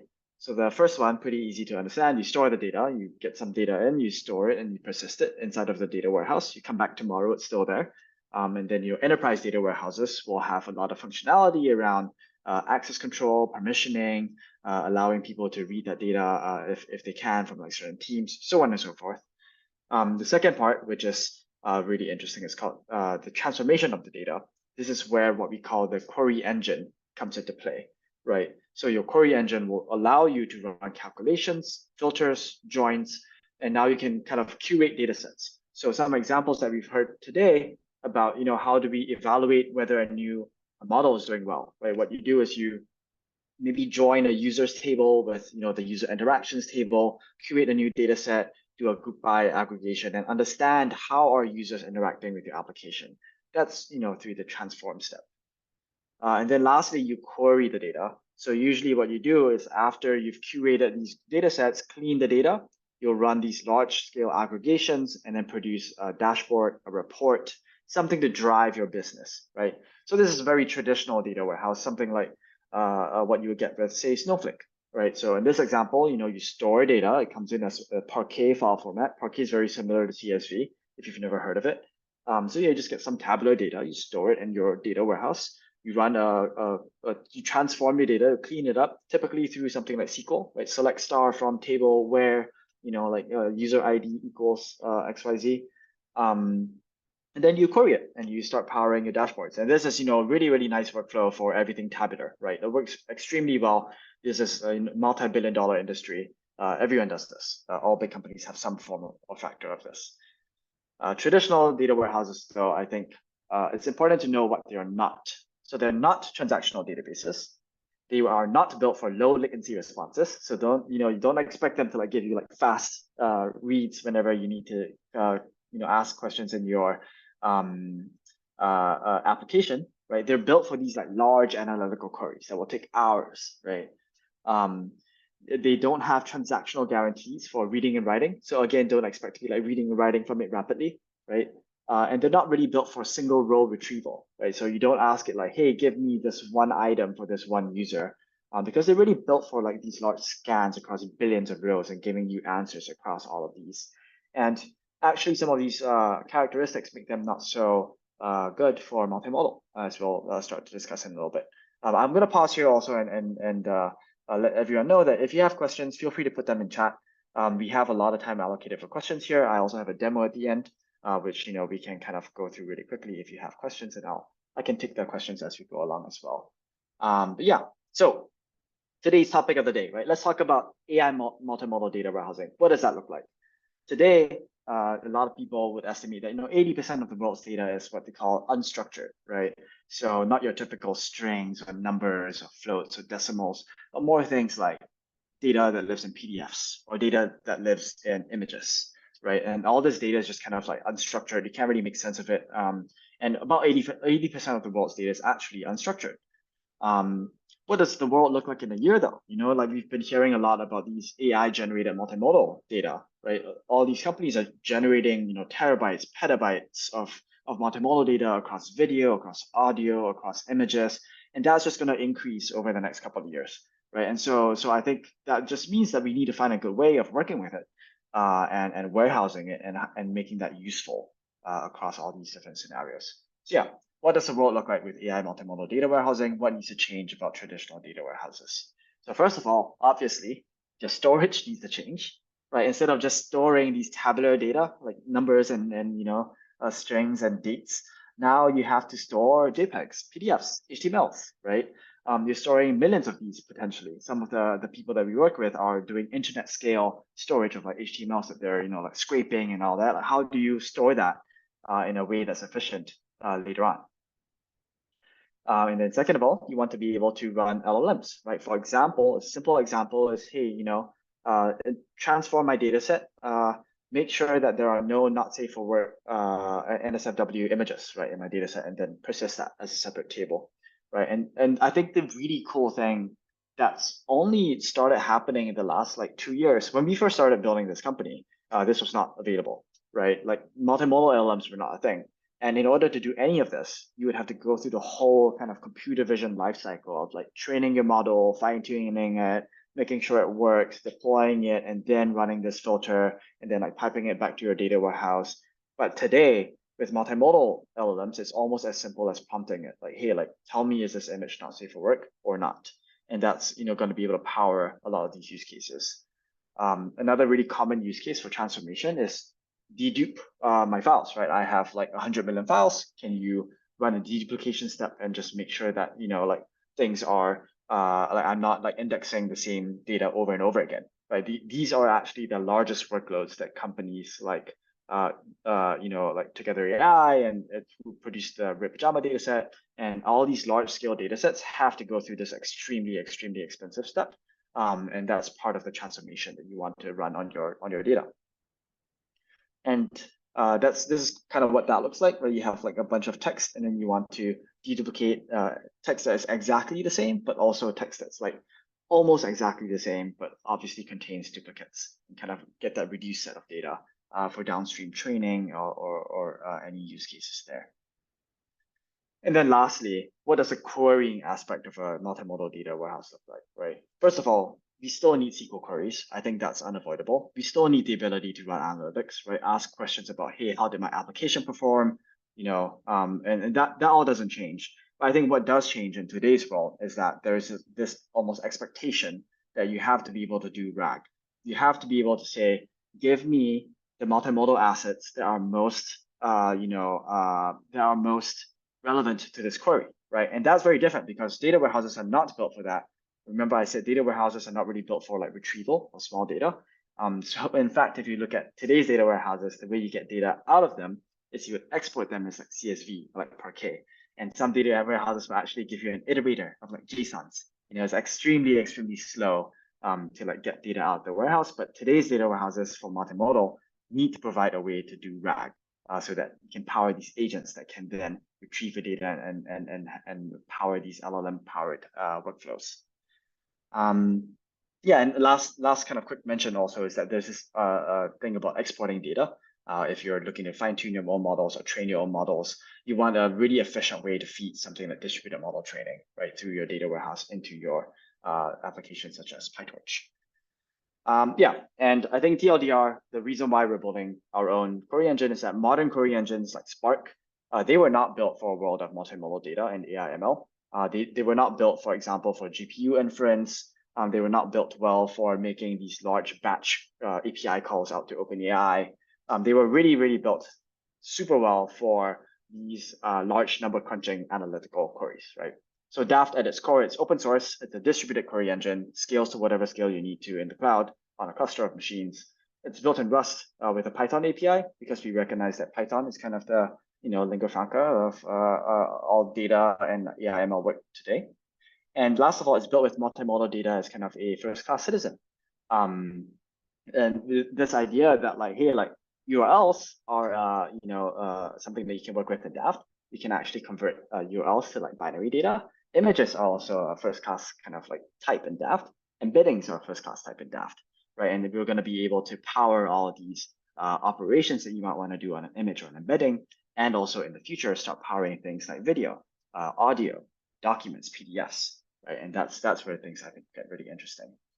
So I'm going to hop into a demo now. But before that, I see there's a question in the audience asking about systems like ClickHouse and Snowflake are data warehouses, but they do offer transactional guarantees like ACID. And so I think that is true. There is this idea of a lot of the data warehouses coming together and offering more transactional workloads. But to be honest, if you are looking for a transactional database, there are plenty of solutions out there. And I would argue just use Postgres for most of your workloads. But data warehouses are really built super well for these analytical queries, large scale ETL, and large scale transforms, and kind of the idea of this all happening offline in some sort of pipeline for your analysts and analytics, right? Rather than like serving a live application. A lot of data warehouses do try to offer more, responsive applications today, but I wouldn't say that's currently the norm. Okay, so with that, I am going to hop into the demo really quickly. So I'm going to give you a quick demo on what we've been working on in Daft specifically, but a lot of this I think will translate into what we're trying to do for a multimodal data warehouse, and you can kind of imagine how under the hood Daft will power a lot of this workloads. So today, most people I would say store their multimodal data in just like an S3 bucket, right? The idea is that you just have like images in an S3 bucket. It's just an S3 bucket. You have like a whole bunch of like JPEG files. How can we go from that into a multimodal data lake where now you can start to ask questions about it, run queries, right? Run analytics, and really understand what is my model doing, what do my images contain, and can I like start querying it? So the first thing I'll do is, we can install Daft. It's a simple Python package, pip install get Daft. And then, yeah, you can, run Daft and create these IO configs. We work really well in the cloud. So you can just connect it to S3, and we work extremely well with S3. There's a really easy way in Daft to just list a bucket because it's so common for our users that they just have a bucket full of images. And then, we can keep going, and working with URLs in Daft is really easy, right? You just say, hey, this column called path, please run URL download on it, and then you get a new column called image bytes, and that's just binaries. And then these are like JPEG binaries, right? They're super opaque. You can't really query them, but what you can do in Daft is just say, create a new column called image and run image.decode on image bytes. Then you get a new column called image. And so notice also that Daft has this very native image type. And so we work really well with images specifically. One more thing you might want to do is you might want to resize these images and store them in your tables as like thumbnails for visualization, right? So again, very simply in Daft, this is kind of like image resize operation that we provide. It gives you a thumbnail. I'm going to skip ahead and kind of show you what you can do with the power of like LLMs on your multimodal data. Is you can, for example, in this case, call GPT-4, right, and prompt it, hey, what's in this image? And Daft provides you with really efficient ways to do this in the context of like really, really large tables. And at the end of the day, after prompting GPT-4, you just get a new column. It's that simple. And the results are just going to look like that. It's kind of this JSON format. And we kind of extract from the JSON. Daft gives really, really nice utilities around JSON. And you can now get a description. This image shows an American Airlines aircraft, right? And at the end of the day, what you want to do, you want to, we've kind of like quote unquote indexed our images. And now you just want to save all this data into a data lake, something like Delta Lake or Iceberg, if you've ever heard of those technologies. And voila, now we have a multimodal data lake or data warehouse. And that's what that looks like. You can, query the warehouse. You're like, hey, Daft, query my data where the description contains dog, right? And this is something you wouldn't be able to do if you just had a bunch of images in S3.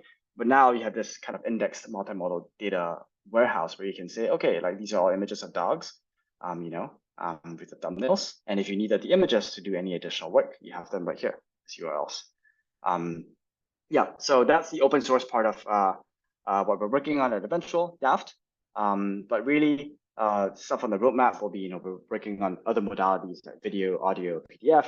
We're working to power these really large-scale, internet-scale workloads where companies are like ingesting just insane amounts of data that they're working with, and working on kind of a beta of our closed source platform, which we'll be releasing very soon. And of course, we're hiring. If you're interested in databases, systems, AI engineering in general, come talk to me. You have my email down here below. It's just jay@eventualcomputing.com. Yeah, that's all I had to share for today.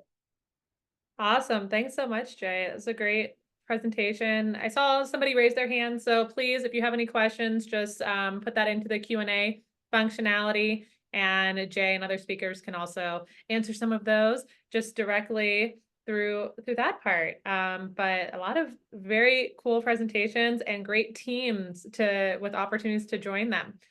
All right, let me bring our most mysterious anonymous guest to the front. So I'll just do that right now.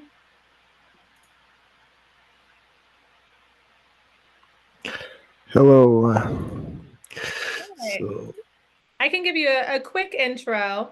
So ComfyAnon is the author and maintainer of ComfyUI, the most powerful modular stable diffusion GUI API and backend with graph nodes interface. He is also the co-founder of Comfy.org, the team dedicated to advancing and democratizing visual AI access through open source tooling. So he'll tell you a little bit more about how they're supporting open source model builders and their efforts on Comfy. Take it away. Okay, so, well, first I'm going to present what ComfyUI actually is. This is a live demo. So this is essentially what ComfyUI is. It's a way to inference diffusion models. Well, not just diffusion models, but right now it's in the base install. It's mainly it's only diffusion models, but so what we have here is a basic workflow to inference SD3. So you have this node represents loading the checkpoint or the model from a safe tensors file. Then you have what this outputs is the model, which is which represents basically the diffusion model. You have the clip, which represents the text encoder, and the VAE, which is the VAE. So now if I run this, you can see it's going to render, and you have an image. So yeah, so this is this is Stable Diffusion tree in ComfyUI. You can see this is the node that represents the sampler. There's a seed, there's the number of steps, the CFG, the sampler, the denoise. if you're a bit familiar with diffusion models, you know what these things are. This is the representation of what goes into the sampler. It's a representation of an empty image. Since we're starting just from noise, well, the image, it's an empty image, and with denoise 100%, so that's basically represents 100% noise. So this is going to denoise into.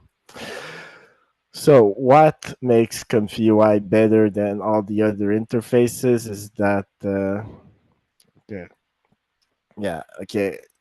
is that you can, let's say if I start with with just a basic workflow for SD3, then it generates an image, but then I want to pass it to another model, so I can here. So this is the previous workflow, and this is, I connect the image to this, which if I generate, this is here, this is SVDXT, which is stable video diffusion. It's an open model which you pass it an image and it should generate the video, which we'll see in a few moments.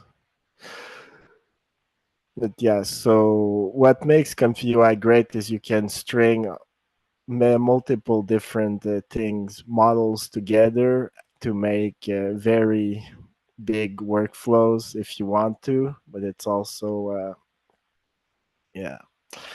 so yeah, then you see you have a video just from the image that was generated with the previous workflow. You have a video here. Now if I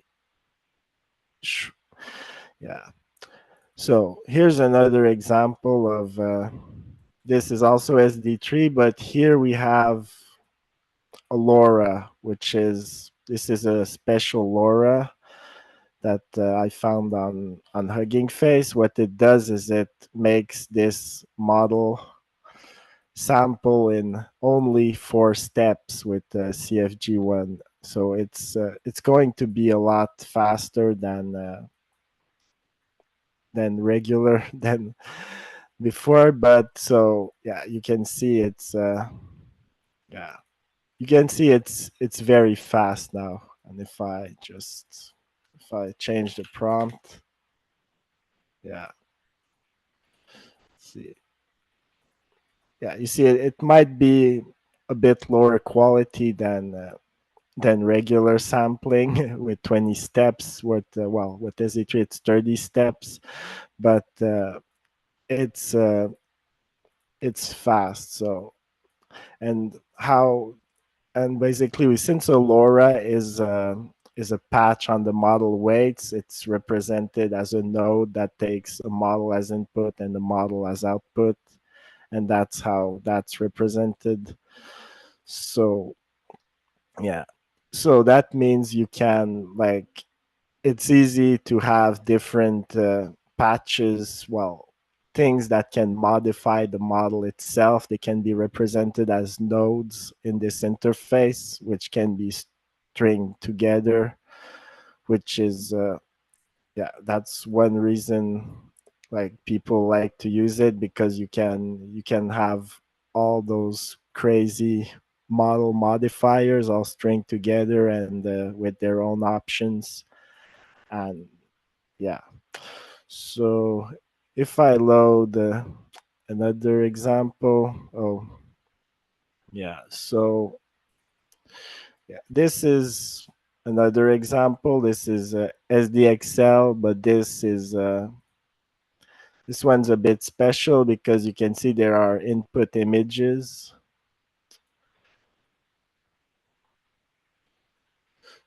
So what this workflow is, it's just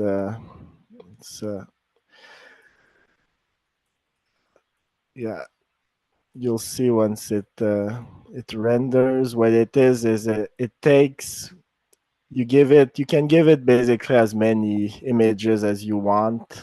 Now I'm giving it these two images right here, and it generates an image that mixes the concepts from these two images right here.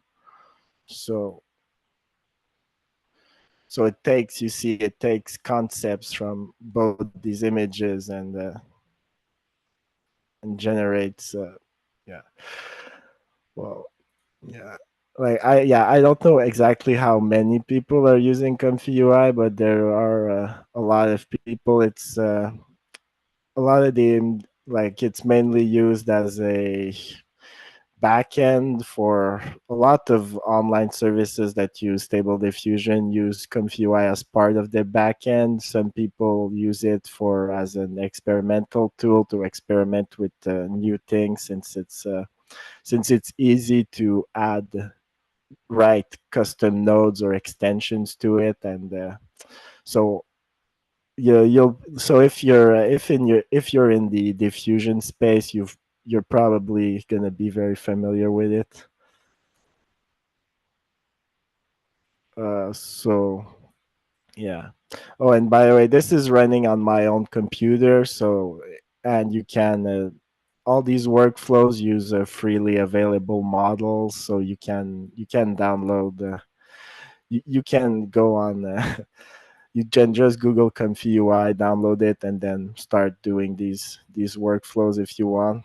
So okay, so now I'm gonna show off something a bit maybe more different. This is recently I added support for an audio model, stable audio. That's a diffusion model that can generate audio. Right now my prompt is metal music, so if I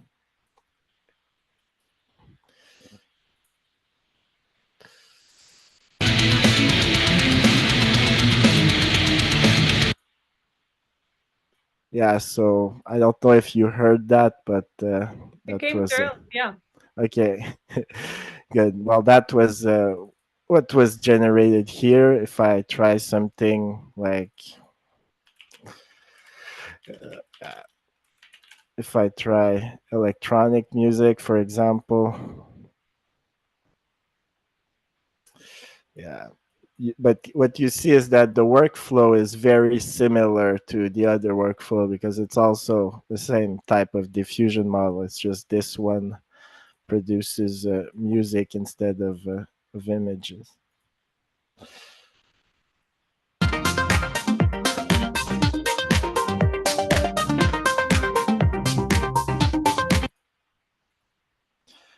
So yeah, so that was audio audio diffusion, and yeah, if I also have some other, well, okay, yeah, this is a type of workflow that's pretty popular in the diffusion space. Basically, you generate an image with one model, and then you upscale and then regenerate. You generate the image like you only add half the noise, and then you upscale, add half the noise, and then continue the generation. That's a common way to upscale images and add detail. Well, this is the type of workflow you can use for that, and that's yeah, that's one reason why the reason why I started ComfyUI was actually because I wanted to experiment with this type of upscaling. So generate an image at lower resolution with one model, and then refine it at a higher resolution with another model. Yeah, on this workflow it's using the same model, but you can easily you can easily add use a different model. Like if I use this one instead, and I have to And I have to do this. Yeah, I can easily.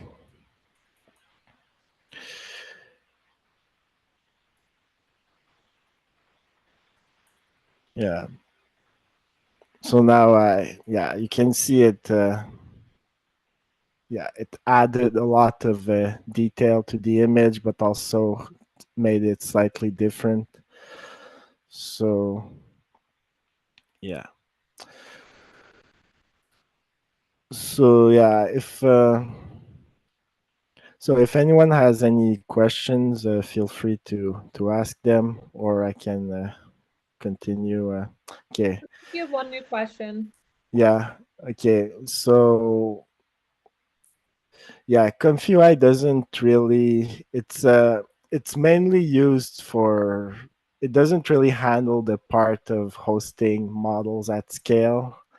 It's something we're probably going to be looking at in the near future, but currently it doesn't do that at all, because originally when I designed it, it's designed more for inferencing on a local machine, so that's why it's more optimized for that.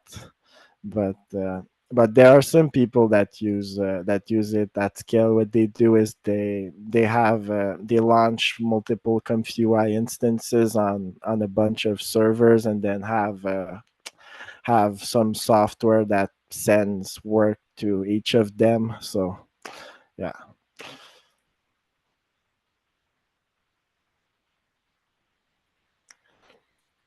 Yeah, the long-term vision of ComfyUI, it's basically what I'm hoping for is for it to handle more models, more like continue implementing all the new models that come out.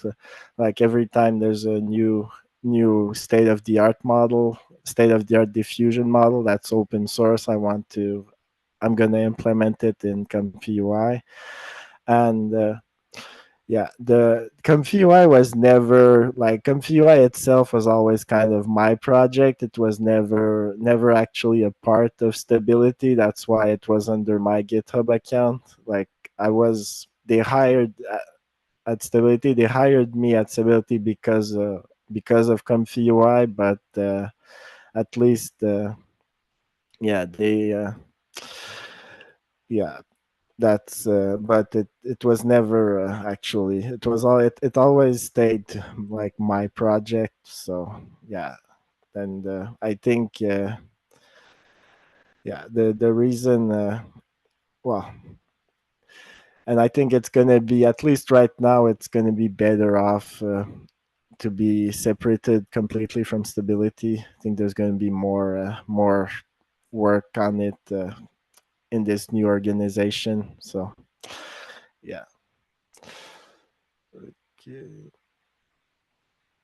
So yeah, the challenges, yeah. So the on local machines, it's mainly because local machines don't have much memory. So the main performance advantage of ComfyUI versus like other interfaces that run locally is that I spent a lot of effort on properly managing the memory. And so for example, it will auto detect, okay, how much memory do I have, does it have on the GPU, and will only put it will try not to put too many models on the GPU. But if there's plenty of space on the GPU, it's gonna put all the models it can in GPU memory, for example. So, but it's mainly about memory usage. If you can keep memory usage as low as possible, then it's going to be pretty performant on local machines. And there's also some other tricks, but it's mainly memory. So yeah, the business model, it's going to be right now we're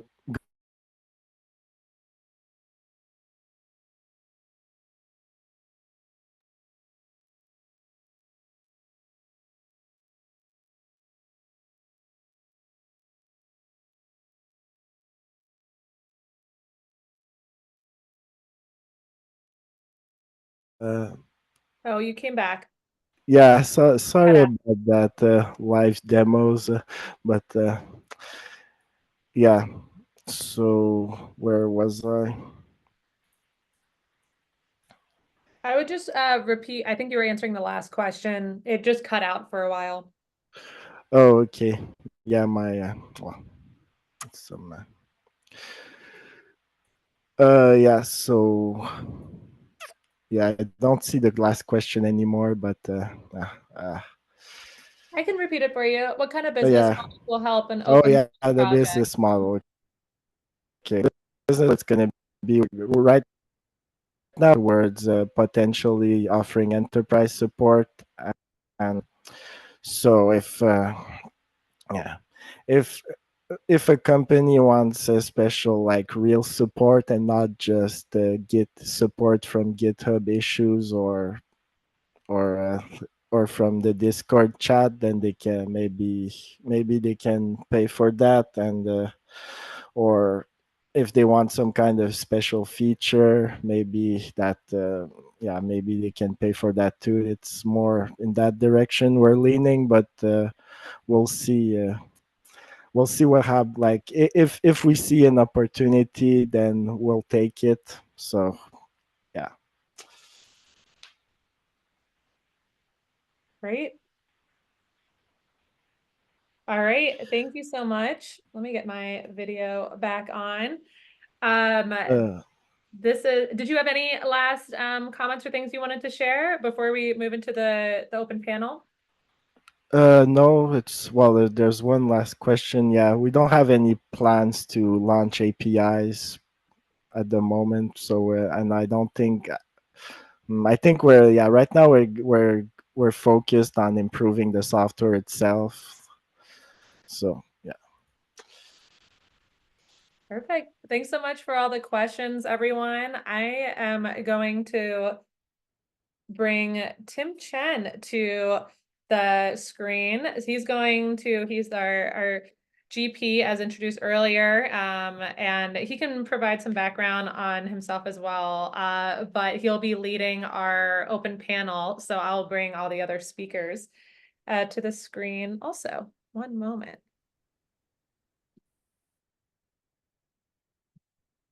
Cool. Let's get started. Want to keep this short, but I know what you feel after looking at all the talks. I'm really intrigued. Truly intrigued. There's so many different kinds of things happening, and we're only able to take a small snapshot of what I think is happening. And yeah, so I've actually thought about the questions we should ask. One thing I thought might be intriguing, given all of you are working on different parts of the stack, and actually everybody has like a different view of things. I was actually curious, does any of you actually has questions for each other? Because I think you looking at each other's work around like foundation models and stuff like that, was there anything particularly you thought was one thing that surprised you, or that you got out of? I just want to open up for you guys to maybe ask questions for each other, because I'm sure that maybe something you've never even heard of or seen or curious about, just in case. Yeah, I mean, I learned a lot today. I was actually editing my slides and my script a little bit as the presentations are going on, because I think I started realizing that, yeah, like generation of multimodal data is going to explode, right? For sure. I think that's doesn't really need to be said. And then I think when Loic, you were talking about how you were testing these multimodal models, right? And they're so subjective. And you need all these different mechanisms for like incorporating. I think that slide you had about user feedback was just so good. And for me, at least as a builder of like data infra and figuring out how to build analytics and how to understand user usage and how that relates to your multimodal data, and you also need to be making LLM calls to like understand that data. That was extremely enlightening for me, especially that slide you had around like user feedback loops in multimodal. Yeah, thanks. I think it's kind of funny because this is a problem we have been working on for a bit, like trying to improve and make more tests and stuff. And like these last days, like making the presentation, I did a little bit of Googling, and I should have done it before, because I actually found out that it's actually not a really specific problem we have. I already knew that, but I didn't know that it was actually so prevalent, actually. And there's this thing that was said about like shipping first and then testing. So that was really interesting for me, especially not coming from AI background. Like I'm coming from more traditional software engineering background, and it's really interesting to see that. And we already did that because we're a startup, but no, we have a real reason to do that, and not just because of startup and we want to like go fast. It's also because we need to do it. So that was really interesting. And by the way, if any audience wants to ask questions for all of us or any of us, feel free to keep posting Q&A questions and stuff like that. So actually, I think it'll be fun to actually kind of divvy up, since we actually have different stacks and stuff. Like Ian and Loic, I think you both has the layers of people using models of what's being built. You know, it might be using tools or foundation models or like the warehouse. I think starting from you guys will be interesting here. Both of you almost like a game interactive one is the agents that's actually interacting within a construct, and Rosebud, you know, you're generating full games, right? Making changes on the life. What has been, I think on both sides, what I feel was most intriguing is that the possibilities are endless when it comes to building on top of multimodal or just any models, right? And I know that the AI Town, I guess, is not really the main product, right? We're kind of like wide open for anybody can contribute, right? And maybe Rosebud. So maybe I'll start with you, Ian. Like, what is kind of the goal for AI Town, and what are the things that really made AI Town that popular, I guess? And maybe you can talk about like some of the challenges of trying to even figure out what kind of models you should use for this. Sure. Yeah. I mean, I guess I'll talk a little bit too. There's a few questions there. One is like, why make AI Town, right? Like what's the point of it all? And it was a collaboration with Andreessen Horowitz, and they saw the paper. A lot of us, saw the simulating human behavior paper, and it was like, oh, that's pretty cool, and wanting to actually like play around with it. And Andreessen Horowitz was like, oh, like if we want this to be interactive with many people, then Convex makes a lot of sense as the backend. And so I just went into a hole and spent a few weeks building it. And I mean, a big part of it was just kind of proving what's possible, or just kind of being like, okay, like, yeah, that's probably doable, but like, what would it actually look like? Both proving to, like within Convex, be like, hey, like I think I could build something like this that's more complicated than some of our other demos. But also just kind of like pushing the conversation forward in from like the more public point of view. I don't think like the broader public read the paper, right? Or saw things, but it's really, I think the thing that kind of like clicked for people and why it was popular, more popular than I thought it would be, was that for the first time, people saw agents interacting with each other in a way that like really kind of clicked. That wasn't like theoretical. It was like, oh, like I've played, Pokemon on a Game Boy back in the day, and characters walk around, but like, oh, now they're talking to each other and this is generative. So that's, I think that's what kind of made it popular. From a model choice and all that point of view, this was like last fall, and it's like, oh, GPT 3.5, it's like cheaper and it's so fast. And so that was kind of like the default answer. A lot of the other models weren't quite, I don't know, as good I mean, like now I actually want to switch it to Llama 3 or try some other things, because like the new GPT 3.5s are just not good for this sort of thing. They became way too instructional, in my view, for this sort of application. Yeah, that's a little bit. I can't remember if I answered all the questions there, but no, I think so. Yeah, and I guess to both of you, I want to ask this question because I think both of you are building something that I think we're seeing the presentation of things, right? But actually, there's an engine behind, right? To power AI Town, there's almost like a game engine, right? I see Martine and Yoko, they've been you have been talking about in Discord a lot about like how do we design this thing, and Rosebud, I guess we don't really know what the engine truly is. It seems to be generating whatever. I guess the question is like when it comes to generating this sort of like game or content, what constraints do you really have to make so that you know the generations are good? You know, like I don't think you want to be so wide open, right? You want game engine complete on the fly, you know, everything on the fly. That's just way too crazy, right? There has to be some level of limitations so that at least you know the quality of the outputs are good. So maybe for both of you, what are the lessons you learned about what you decided or learned that this is something we probably don't want to use AI too much to generate wide open, but this is something we actually do think is probably good for providing quality outputs for. Maybe Loic. Yeah, so we're actually using a game engine that is not generated by AI. We're using Phaser.js because first it's in JavaScript and it's 2D, which is simple enough.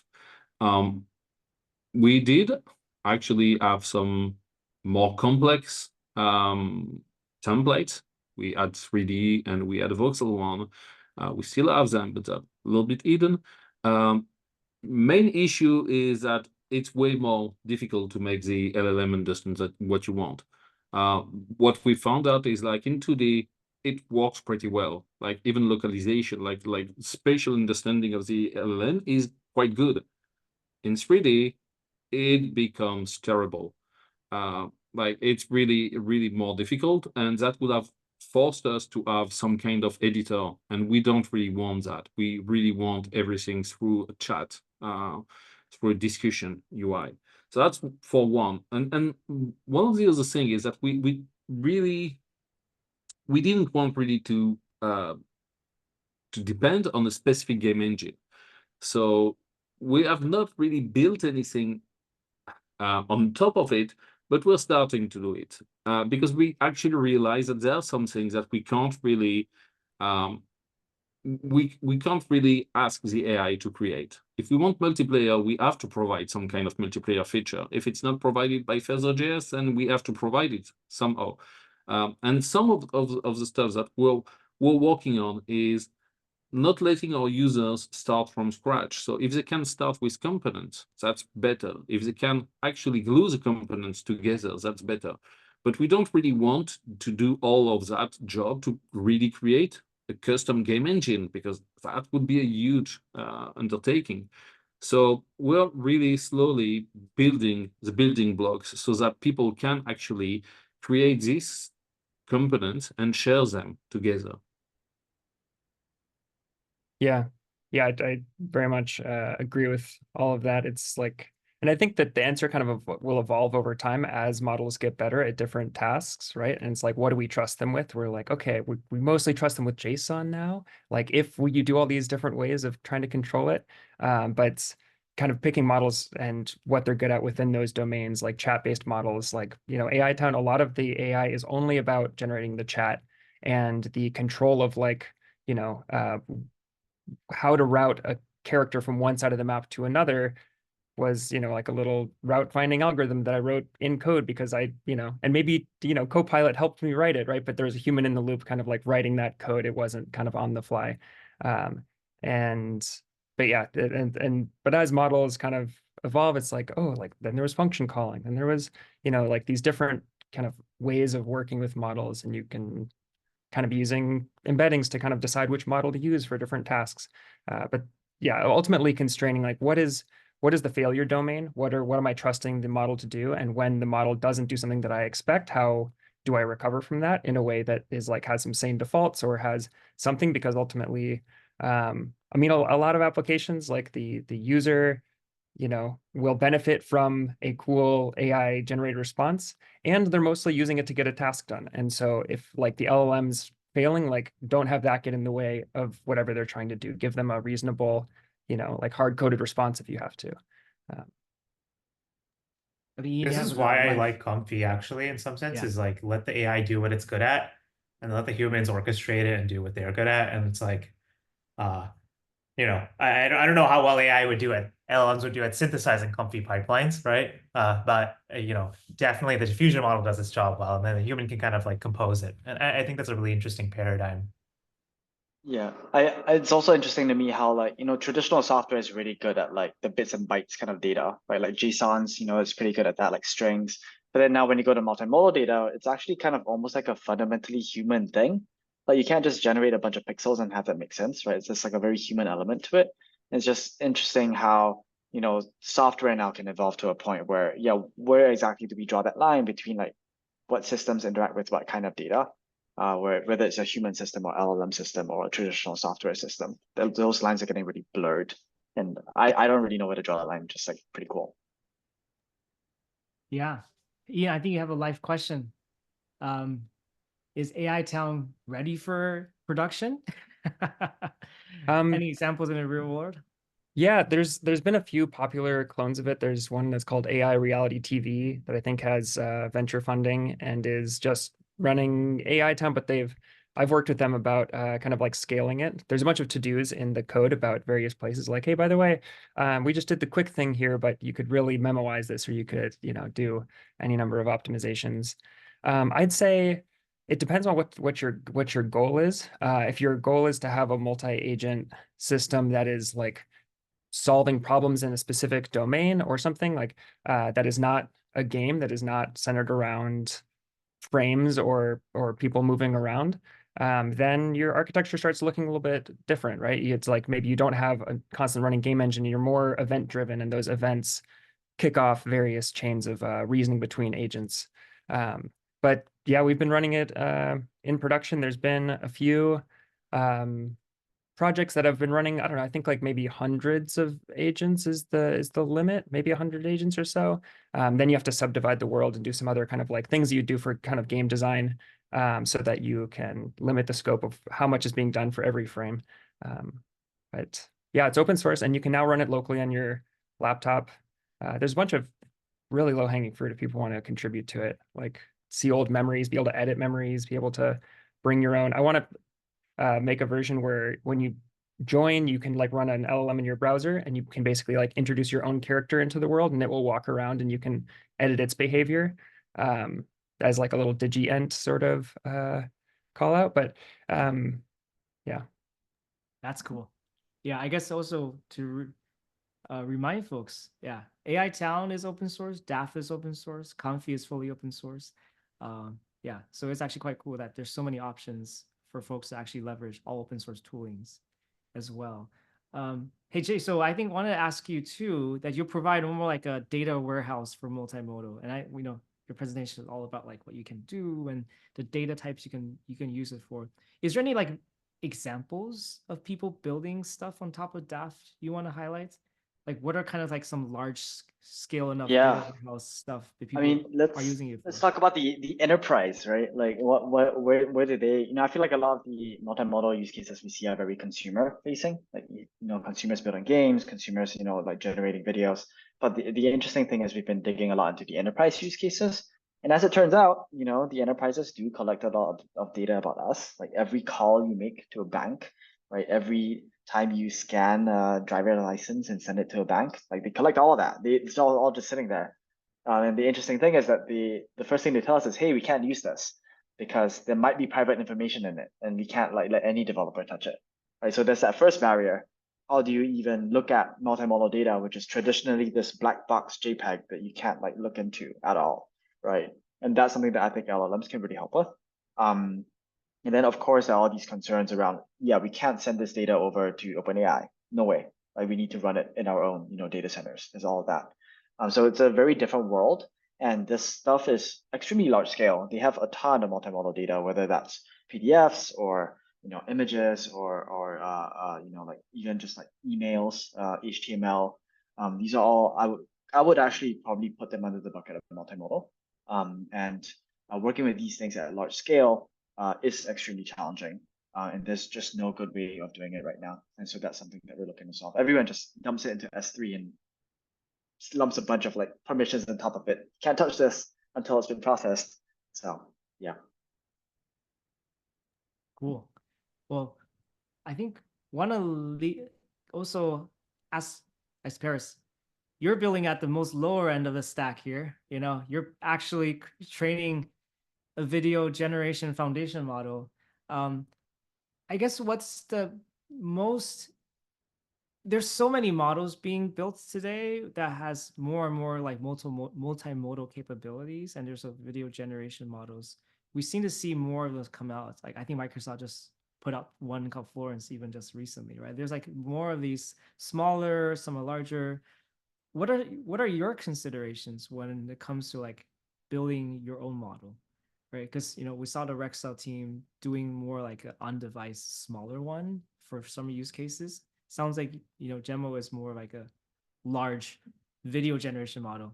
So what are the trade-offs you think are here for consideration? Like what are the reasons you wanted to go for a larger model here instead? And also like what are the biggest challenges to do it? Not many people actually get to train a huge model like yours. So like what's the hardest part so far doing that? Yeah, it's really interesting. I mean, so there's this first question around like large scale versus small scale. I mean, it's kind of I always think a lot about this. I mean, actually before grad school, I was in self-driving, and I think the lesson I learned from that industry is you always make it work first, then you make it fast, then you make it cheap, right? Like you don't want to permute the order there. And so the industry today is like, make it work. Like, can we even make video from text or from images? And so in that regard, our perspective is, the beauty of scaling laws is that you deploy more parameters and it tends to improve capabilities. I think another interesting thing generally, just is not applicable to necessarily how we think about it, Genmo, but just one of the things I think is really interesting is it's actually more efficient to train bigger models, weirdly, from a systems perspective. It's because they converge faster, and that's one of the implications of scaling laws. And so, smaller models are nice from an inference time benefit, but again, like from a strict efficiency perspective, bigger models actually are not that much more expensive to train per se than people think. And so we've taken an approach of trying to make this capability really work well. And then I think my hope is quantization, compression, there's techniques like consistency modeling, all kinds of stuff that can be made to make it cheaper, faster, run on device eventually. That will come later. I think training big models, though, is really hard. And video, as I said, and the technical challenges from data, compute, and infrastructure perspective, from architecture, like it's really hard. And I think that's been a really humbling experience for us, is just like having to revisit so many fundamental pieces of the stack from fundamental infrastructure perspective. Even just like how we collate and manage our large scale training data sets, and how do we stream that to GPUs, and then how do we do orchestration at large scale? I mean, these are all like really tricky problems, but yeah, my hope is like, over time, this infrastructure will get better and better. Even with LLMs, we benefit from that because it's made some of this stuff easier for us. We can just kind of transfer that infrastructure over to multimodal pretty cleanly. Yeah, Paras, I had a question for you. You know how like whole genome sequencing, for example, there was a target of the community, like, okay, $1,000 per sequencing. That's kind of enables, maybe like personalized medicine and all that. Is there anything you have in your head, like, okay, like this is like kind of the target, cost maybe per video that would enable XYZ that it just isn't possible today? Is that like an unlock somewhere, you think?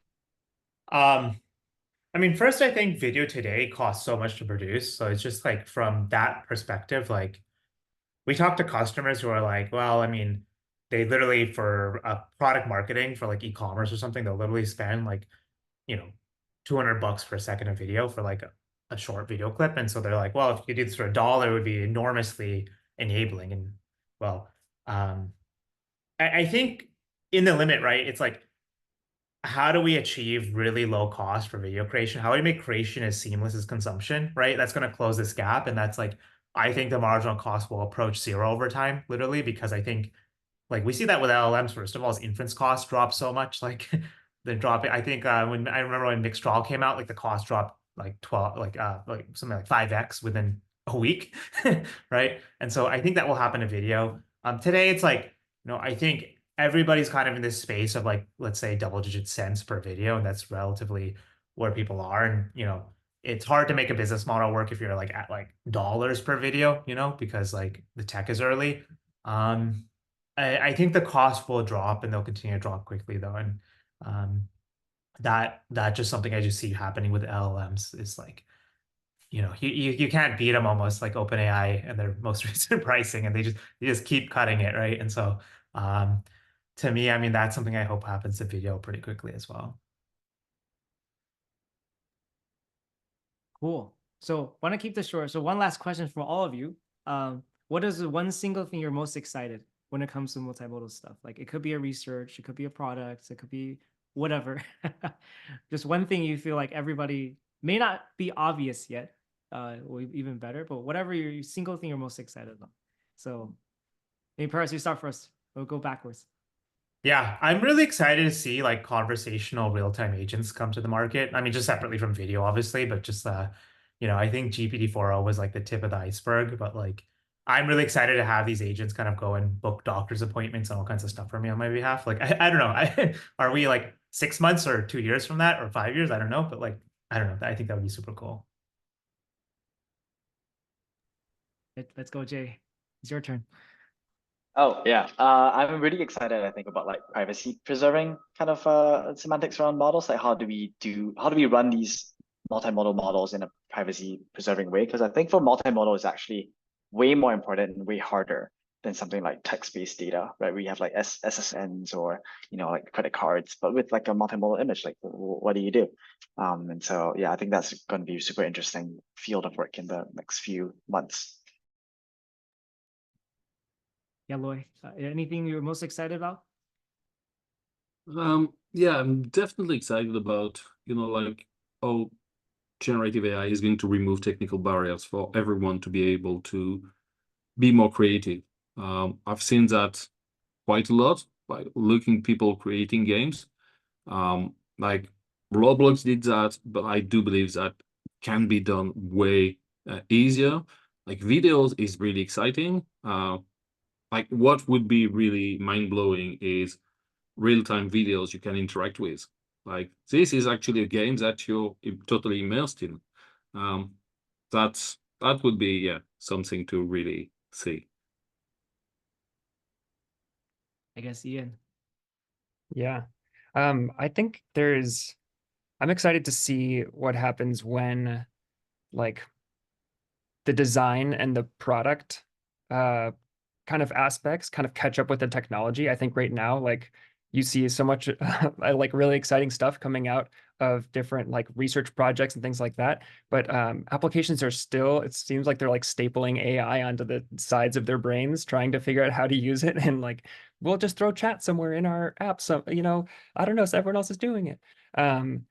But actually like what a multimodal like AI native application looks like and feels like. I mean, back with the movie Her, right? Like it was like, wow, like that's a vision that's totally different from how we use technology and now seems plausible. What does it mean to have an application that you primarily interact with through voice, right? Or that is kind of seeing what you're seeing.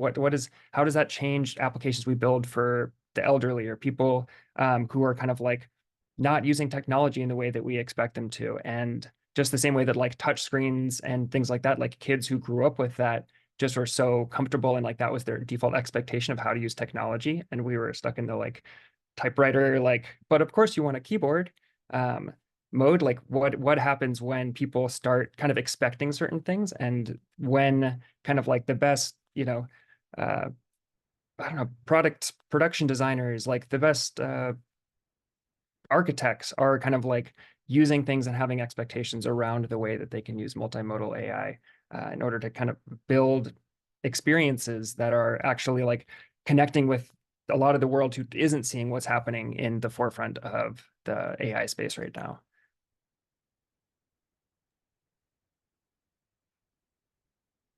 Awesome. Is that it? We're good, Tim? Yeah. All right. Thank you so much to all our speakers. Thank you to everyone in attendance. I'm sharing some links for feedback on this and what you'd like to see in future topics. We usually do these like quarterly and like to make sure we're focusing on topics that are relevant to our developer community. Also, all of the websites of the companies that were shared today are included in the events page. So especially the ones that mentioned that they're hiring, things like that, feel free to go to their website. And then at Essence VC, we also have a website of a lot of great data AI infra opportunities if this is a space that you're continue to be passionate about. All right, I'll let everybody get to lunch and to other things, and thank you so much. Have a great day.